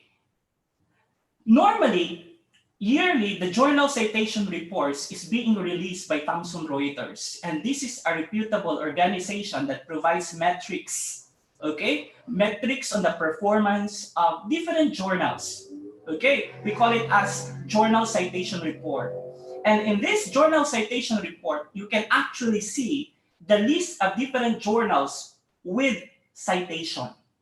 Again, I'm going to emphasize, look at this one, the Collaborate Analytics. This is the most credible organization providing metrics or impact factor. And there are two things that you can actually identify whether a journal has a credible impact factor. First, you can check the homepage like this, and normally you would see journal citation reports, Clarivate Analytics. Or the second one, if you are not really sure whether the journal has impact factors or not, is to visit Thomson Reuters or the ISI Knowledge or the Web of Science. Okay, go to their website, just try to search for the name of the journal, and it will show you the different journals with citation, impact. Okay? And if the journal is not listed there, most probably the journal doesn't have impact at all. I hope it is clear to us. And of course, I believe that participants now are aiming not only to publish, but to publish in a good, reputable, and high-impact journals. Okay, another tip that I think is very applicable, especially for new researchers or new faculty who are aiming to expand their scientific community, is to collaborate with experienced researcher or authors. And personally, I find this one very helpful. When I started my research journey way back in 2013, I started collaborating by 2014 when I discovered ResearchGate. ResearchGate is a very good platform where you can search for different authors worldwide, where you can download freely downloadable articles of your specialization. In fact, most of my co-researchers now in my publications were from ResearchGate. You can actually communicate with them. 150. Okay, ResearchGate, it's like a Facebook, but it is a professional website. Okay, and the second one, there's another way on how you can collaborate with experienced researcher or authors. And this is what I usually do. For example, you identify your research interest. For example, your research interest is about leadership or about management. What I usually do is to go to Google Scholar, try to identify articles on leadership and management, and I try to get the email addresses of those authors. And I'll tell you, those authors are very generous. They're very helpful. Communicate with them through emails and you will receive the replies. Okay, and the good thing about collaborating with researchers and other authors is that they're very willing to, to help you, to guide you, refine your skills in research or on writing. And and for sure, the publication that you will be producing through collaboration will be very much disseminated because you have, co-authors or collaborators from other countries. Okay. For example, this paper of mine, this is just a systematic review, but you would notice that I have collaborated with authors from other countries. And normally we share the same specialization because they are experts in disaster preparedness. That's why I contacted them through emails and they replied back. And then we conceptualize the paper and we work on it and we publish it. Okay, one more tip that I can share to you, and this is very, very recent. This is a very recent trend in research, is that try to disseminate your research through research platforms. Okay, the good thing about technology now is that even before your paper published in a journal, even if it is under review process, you can actually communicate or disseminate your findings as early as possible. We call it as preprint platforms. Your paper is under review, send it here, it will publish earlier, and it is legal. And of course, the earlier your paper is communicated, or the earlier paper is published, even if it is under review, the more chances that your paper will be read by audience and the higher the citability. This is what I'm actually doing now. I have some few papers under review process in some journals, and I send it through Research Square, this is a preprint platform. I also send it to MedRxiv, okay? And your paper will be published there in a form of preprint. And I encourage you all, if you have papers under review process, try to communicate with the editor if they are allowing for preprint platforms. And of course, if your papers are published, I encourage you all to share your work through the different platforms like Twitter, Facebook, LinkedIn, or ResearchGate. Again, our goal here is to make sure that our research findings, the knowledge that were generated through our research, is disseminated to a larger audience, because the larger audience is reached, the higher the citability of our paper. Even in my personal experience, I usually, every time I have a published work, I really make sure to to share it through Facebook, Twitter, and LinkedIn. Okay, another tip, and I think this is very, very common among researchers who have just started sending out their papers for publication. Never ever send rejected papers. New researchers, just like me, 7 years ago, my enthusiasm was very high. And I have this belief that my paper is very good. Even if it gets rejected, without revising it, without correcting those errors identified by the previous journal, I right away send it to another paper only to be rejected again. And rejection is very painful. Just try to look at my paper here. It was rejected twice. I initially sent it on October 27 in one journal, and it was rejected in December 2015. It was painful. I could not accept it. So what I did, without revising the paper, I sent it right away to another journal on June 2016. Again, it was so painful, it was rejected again. So I learned my lesson. I said, I cannot just do this, because the more you encounter a lot of rejection, the more your self-esteem will get low. So my advice is that when your paper is rejected, try to work on the comments given why your paper is rejected. That's why on the third attempt, I submitted it again on July 24, and finally it was accepted and it was published. In fact, this paper is one of my highly cited paper. Again, never ever send rejected papers without revising it. Okay, the next one is my personal advice to new researchers is to build your own research niche. What I'm trying to say is align your research based on your specialization. If your specialization is engineering, I do not expect you to do some research on medicine or nursing. And that is, although it's not wrong, but again, it will not help you as a researcher. And the reason why I advise you to align your research based on your specialization is that if you are knowledgeable on the research topic that you are working and you are comfortable with the data that you have, it is very easy for you to write. It is very easy for you to interpret your results and give meaning to your results. And the good thing of this is that if you are working on a research which is aligned to your specialization, is that you can easily identify the problems in the literature review. And this is a good thing. Okay? However, I'm not discouraging you to collaborate and do some research from other specialization, but eventually, as you progress in your research journey, my advice is for you to stick onto your specialization. Because when I started my research in 2012, I'll tell you honestly, I started also with some research outside of my specialization, although it is related to health. But until 5 years ago, I realized, especially when I work here in the Middle East, I realized how important it is to align your research output to your specialization. Okay. Now, this one has been emphasized by Dr. Our managing editor.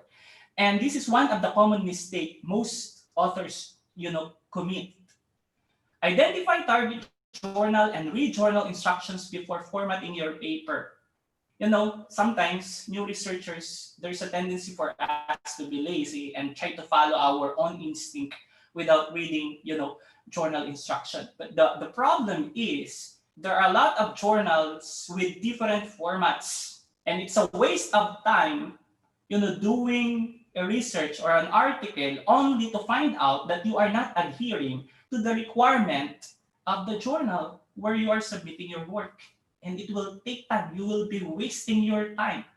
And the problem here is that there is a higher tendency that your paper will get rejected because of lack of following guidelines. In 2012, I submitted a paper in one journal without reading the journal instruction, and it ended up being rejected. The reason? Lack of following guidelines. Regardless of the novelty of your research findings, even if it is good, even if it is novel, even if it is interesting, if you are not going to adhere to the guidelines, it will be rejected, and it's a waste of time. But, the good thing is, because of my perseverance, it was rejected. But, I was so persistent and I was so eager to publish. Eventually, it was published. And actually, it was get cited. But I learned my lesson. Okay. The next thing is this. Ask the help of an English speaker or use language editing service. Why I'm advising this to you? Once your paper is published online, it will be there forever. And once your paper contains a lot of errors, you will be embarrassed when you read it. This is my experience when I published my first few papers. Although they are all cited, but now every time I see my first few papers, I just smile and laugh. Because during that time, I have limited knowledge on the language editing service. And every time I see those articles, I can still see a lot of errors in English. And how can I rectify those things? You will be helpless. You cannot change it anymore. It will be there. Even your children will read it. Even your grandchildren will read it. That's why my advice is, before you publish it, you can either ask someone from your office or someone who is versed in English language to help you proofread your work.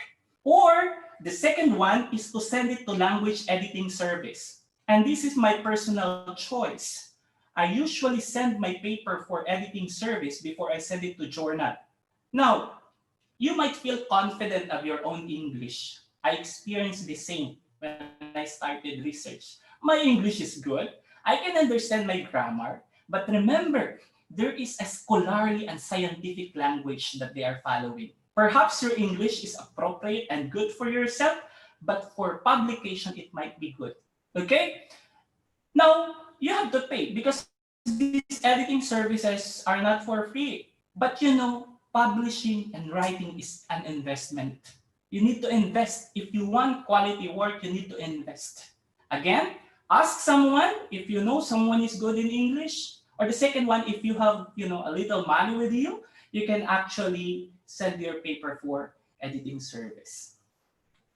Okay, and this one is very important. Don't be deceived by journals promising quick publication. One of the common challenge among researchers, I want my paper to be published in 1 month because the promotion is next month. I need to have it in my portfolio. And actually, there are a lot of journals offering those things. Try to look at the International Journal of Engineering and Management, and they said, fast track publication within 48 hours. If I am a new researcher, it would be very enticing. Try to look at the other journals introducing rapid publication within 3 to 5 days in all journals. It is very attractive. It is very enticing.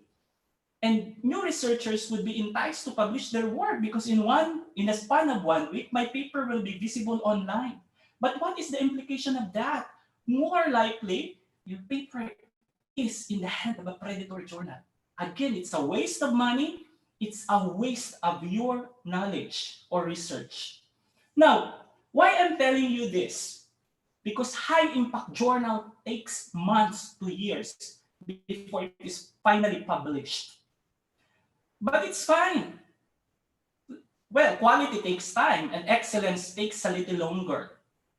High impact journal takes around 2 months to 1 year. From the moment you submit it into the journal, it will undergo several processes until it is peer reviewed, until it is revised, until it is accepted, and finally it is visible online. But I'll tell you, regardless of the duration, regardless of the length of the process your paper undergo, the moment you see your work in a reputable journal, you will be proud of yourself. Okay, this is my personal experience. Remember, 4 rounds of review process, it's very stressful. And it took me about 8 months before I finally published my paper. But again, it's all worth it when you see your paper online. Okay, another important thing, don't be deceived by low publication charge. I want to publish this paper in this journal, because they're asking only for a few dollars, $30 to $100, and it's quite cheaper. You know, most researchers would rather publish their work in these journals kasi nga makakatipid because of low publication charge. And usually ISI journals, if you publish it in an open access, you need to pay as high as $3,000. But here's the twist. High impact journals provides us two options, either closed or open access option. Open access, your paper is visible the moment you click it on the internet, but the author should pay at least $3,000. But I never do that because I don't have $3,000 for every paper that I send to a journal. So I'd rather choose closed access option. And there's no problem with closed access option, I'll tell you. High impact journals offers closed access option, and the researchers should not pay even a single cent. Makakatipid po kayo sa high impact journals. Okay? But the problem with closed access journal, of course, not all of you can actually read the work. But the good thing is, all researchers around the world are willing to pay just to read your work if it is in high impact journals. Eventually, your paper will get cited. And it's a never problem for me because in fact, all of my research articles in Wiley and Elsevier's, they are closed access. But are they cited? Yes, they're quickly cited. So it's not a problem at all. Okay, another thing is to track your research progress. And this is my personal advice also. Once you start publishing, make sure to create your Google Scholar account, your Google Scholar profile, where you can actually see how your article is working. If there is citation every day, you can actually see how many are citing your work, how many articles you have, and you can see some metrics where you can actually see how your research is performing. You can also use the ORCID or the ORC ID so that you can connect researchers and you can download other research from other authors. This is highly advisable, especially for those who have started the research. Okay, this is very important also. And this is one of the most common challenge among researchers. And I understand because Philippines, I don't think all universities have capabilities of, acquiring software to check for plagiarism and similarity index. But I'll tell you, this is very, very important. And it will cost your reputation. It will cost your character once you plagiarize or once your paper has high similarity index. Okay. On the slide right now, you would see one of my paper in 2017, similarity. It was initiated by my co-author in India. And it was rejected right away. And the reason? Similarity. They checked it in Turnitin, perhaps, or cross-check, and they found out that the similarity was high. And it was painful because we worked on it for several months. And the reason why I ask you to aware of plagiarism is that even the authors you plagiarize can actually sue you. Or the worst one is that the journal itself will block you to submit your work in their journal. Forever, you cannot submit your work in their journal anymore. Okay, now, these are the two software that I actually use when I do my, before I send my paper for publication. And I prefer Turnitin.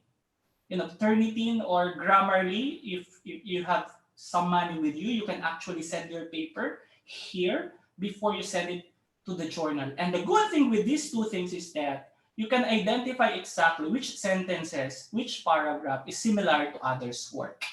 And it will give you an opportunity to revise, to reward, or paraphrase those words or sentences before you finally send it to the journal. And I'll tell you, you will be free of any liabilities.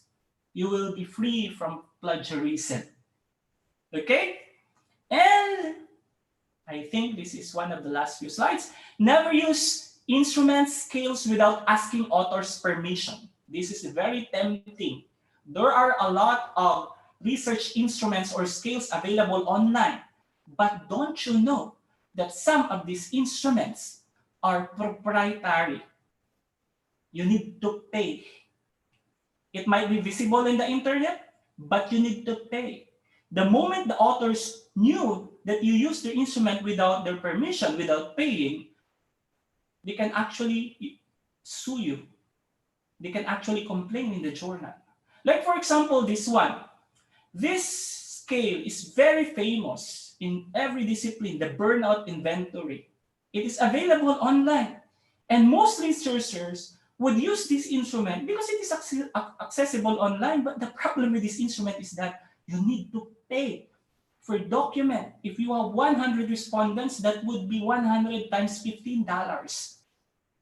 Okay, and how do you avoid these legal implications? Personally communicate to the author itself through their emails and ask for their permission. Again, never use scales without asking author's permission. It's a big, big issue. And finally, this is my personal tip also. I know all of us are scared of statistics. All of us are crazy about numbers and tables and we cannot read them.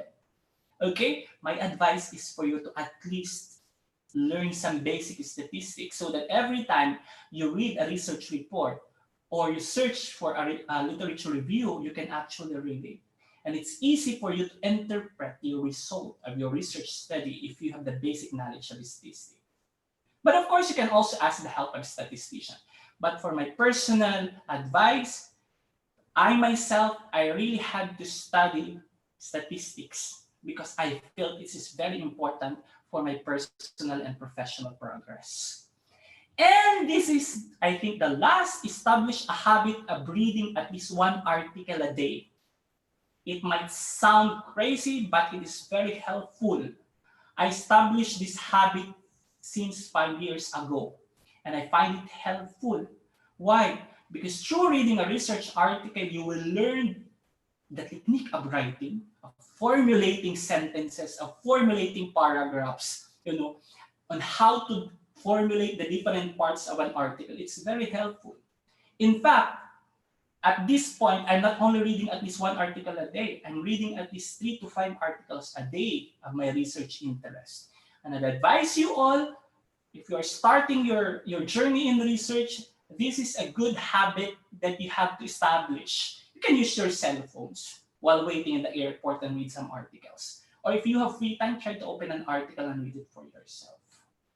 And finally, the first photos is actually the reality that you would encounter when you start publishing a paper. And I'll tell you, there's no instant, there's no easiest way to publish a paper. And there are a lot of challenges and struggles, especially if you publish in high impact journal. However, with work hard, patience, consistency, and you should never give up, you can finally publish your work.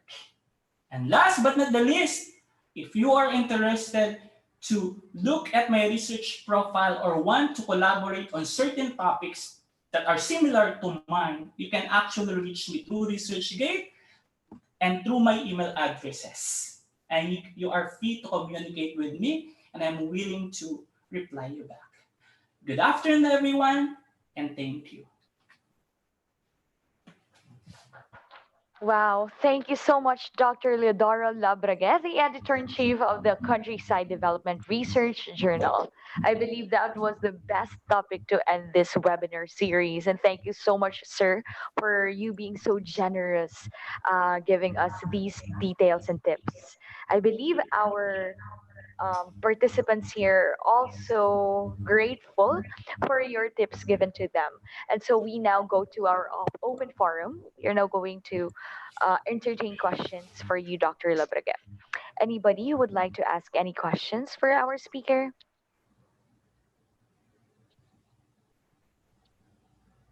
So once again, that was Dr. Leodoro Lablaga, the editor-in-chief of the Countryside Development Research Journal.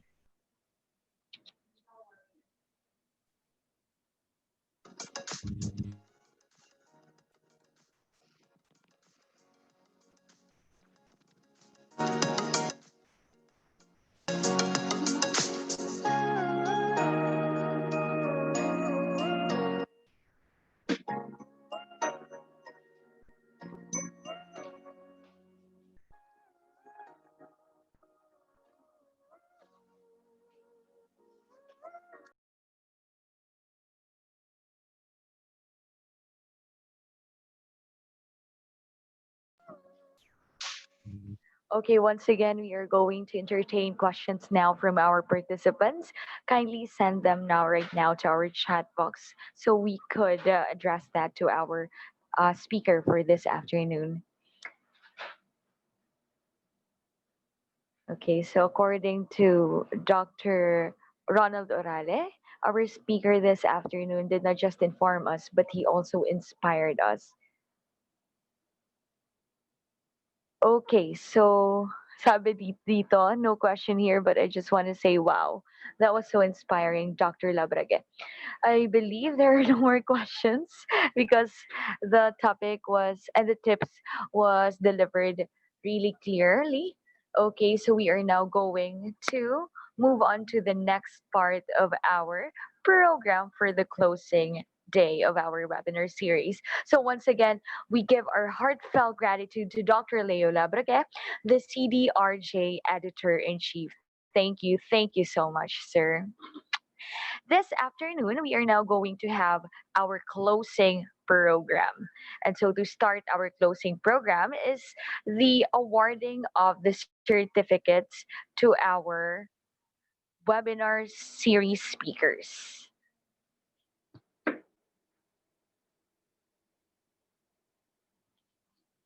Sir, can I share a screen?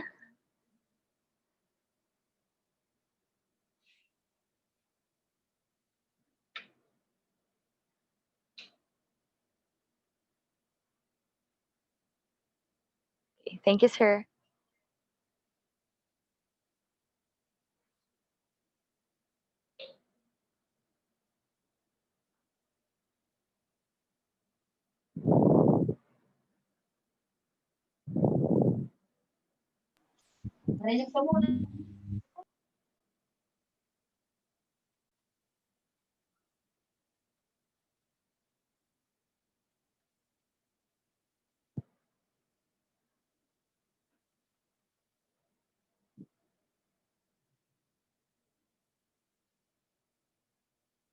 Once again, this webinar series had been successful because of our laudable speakers who gave their time and who shared their expertise to all our participants all throughout the webinar series from day one to this day seven. And so, first, we award the Certificate of Recognition to Dr. Elmer A. Irene, the Director for International Affairs, in grateful recognition for his invaluable service rendered as resource speaker on a webinar on writing and packaging research articles for journal publication on the topic Journal versus Thesis Dissertation Formats, given this first day of July 2020 at Summer State University during the 7 sessions webinar series via Zoom. Thank you so much, Dr. Irene. Thank you, Dan. Thank you so much. Thank you, sir, for your response. Another certificate of recognition is awarded to Dr. Ronald L. Orale, Vice President for Research and Extension Services, for his invaluable service rendered as resource speaker on the topic making a research take home message and developing storyline.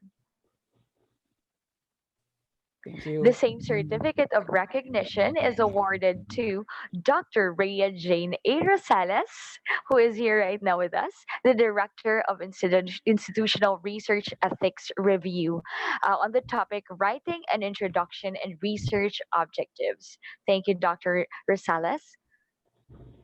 The same certificate of recognition is awarded to Dr. Abigail M. Kabaging, the Director of Alumni Services and Director of Institutional Student Programs and Services, on the topic Writing a Research Methodology.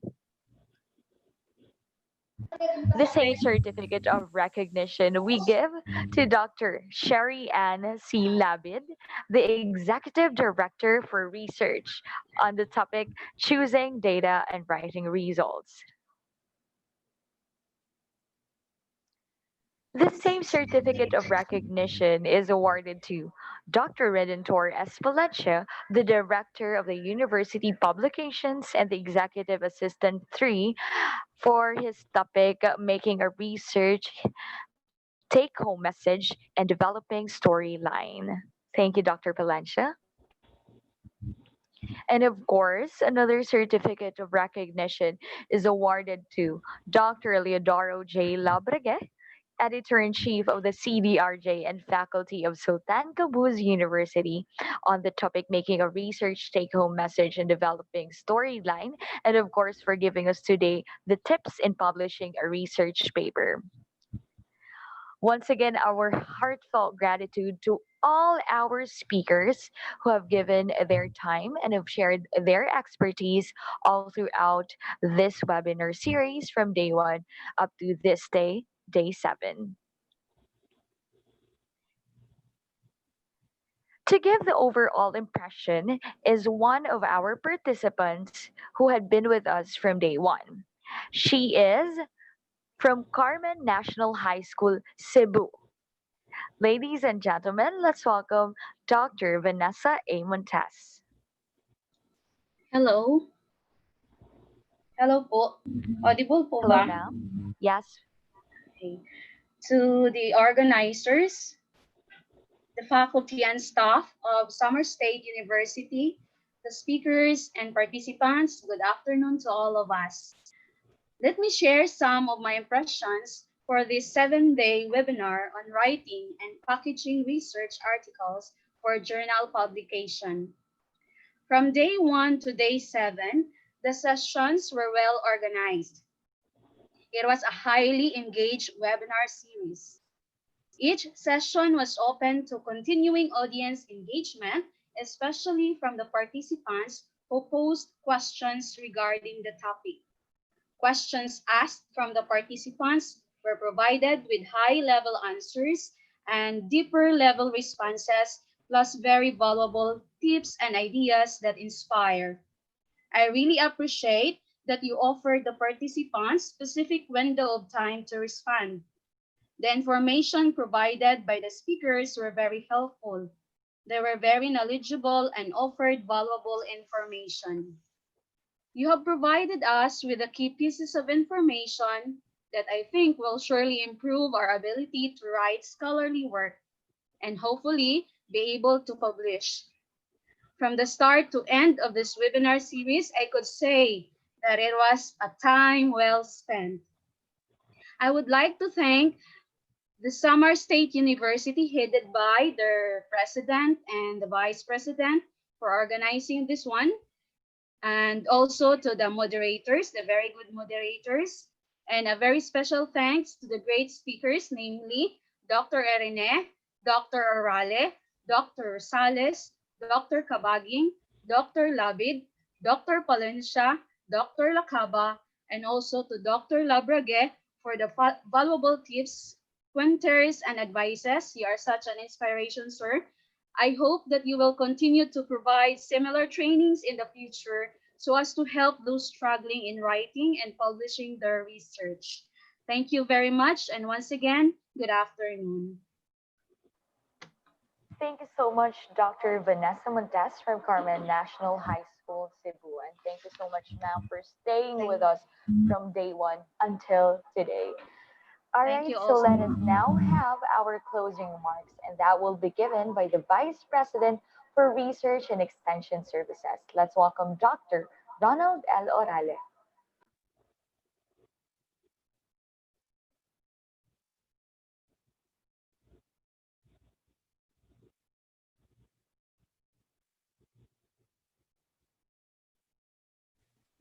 Okay, I need the screen, please.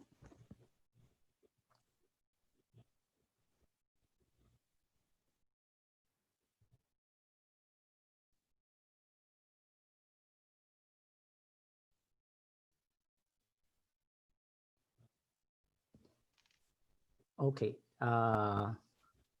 Good afternoon, everyone. Can you hear me? Hello. Can you see the slide? Chat. Yes, sir. Okay. Finally, it's over. It's 7 days, basically. Writing and packaging research articles for journal publication. Thank you all for attending the 7 sessions. Special acknowledgement, of course, to the following people who made this into reality. To the publication office, specifically those who are managing the research journal. Thank you for making this a reality. And also thank you to the resource person from day 1 to day 7, basically from June 23, I think, to today. And of course, the last session with Dr. Lidoro Labrage. Thank you for that very inspiring and very informative sharing to us. We learned a lot. Publication and citations are basically key indicators affecting reputations of universities. It is the task of universities to advance knowledge and technology. Specifically, for example, for SAMAR, we need to share the information that we have discovered about SAMAR, about our work, about anything that will eventually help it grow. No, information that can be used for decision making, for example, or for making interventions, and so on and so forth. As we publish, we basically inform people about the state of the art, state of the information to our intended user. Okay, just imagine if every one of us in the academic community, or not necessarily in the universities, but also in other type of community in the work. I know for some country, they require their industry to publish as well, because that's the intention to advance it. As people read it, others will have to innovate from it and improve. So if we are going to practice that in the Philippines, in Samar, particularly in Region 8, for example, in Visayas and Mindanao, and the rest of the Philippines, for sure, we are going to grow together. It is our hope that out of these sessions that we have offered for you will result into improved publication. Of course, it is always our aim to have the high-end journal publication, specifically for those who are in the university. But we encourage you to try it with us. No? At least we can assure you that our journals are not predatory.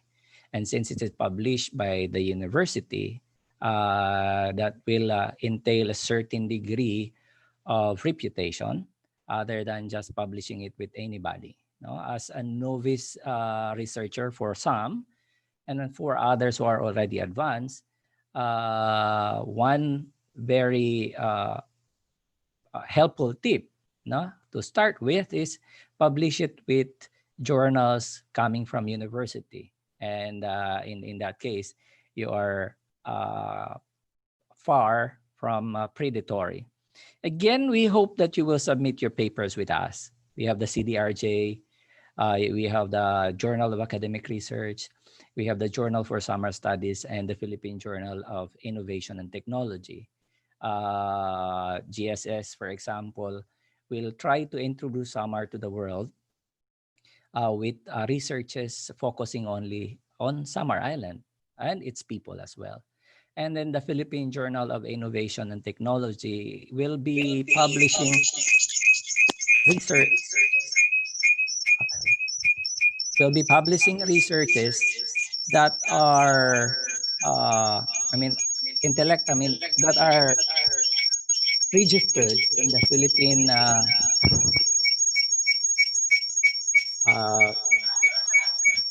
these are patents and utility model that are registered in the IPOSIR, the research component of it.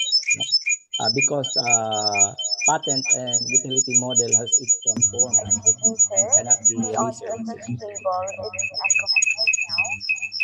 And with that, let's try to share what we have discovered to the world. Let us publish, and it starts with us at Somerset University. Thank you and good afternoon.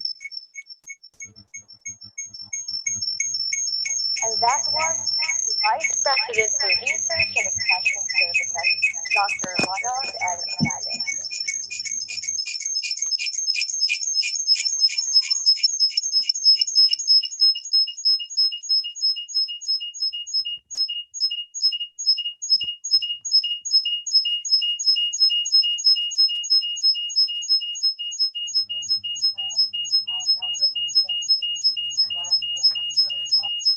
You, it's you.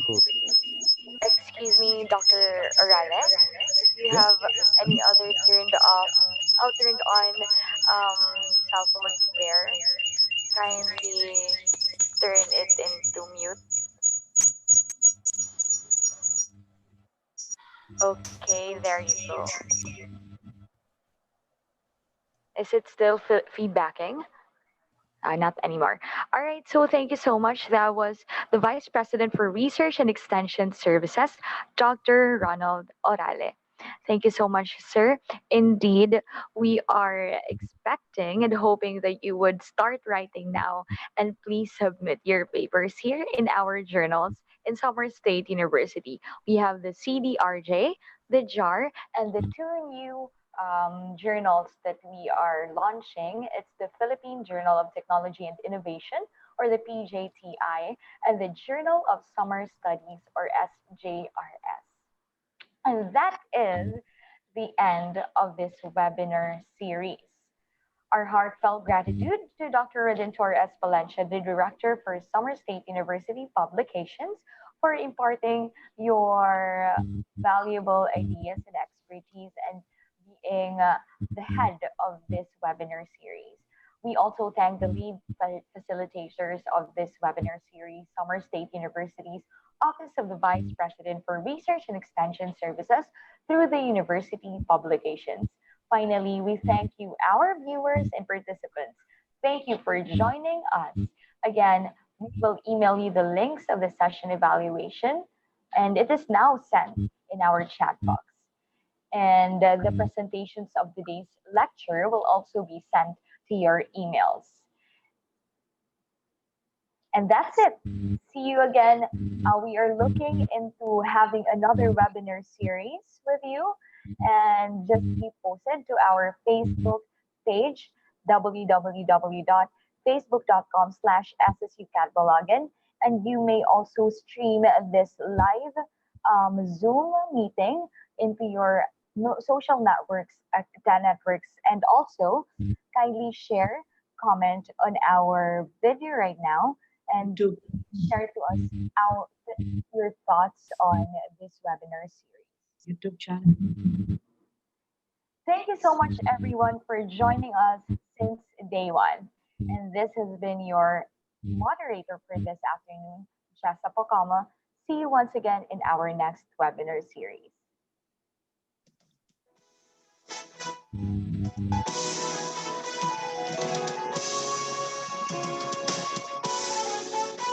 From our humble beginnings, we began to shine. From taking little footsteps, we began to climb. Near or far, we have reached across summer. From Catbalogan, Mercedes, Bananas, and Basay. From our halls, we walk their aisles. Achievements and awards now we prize.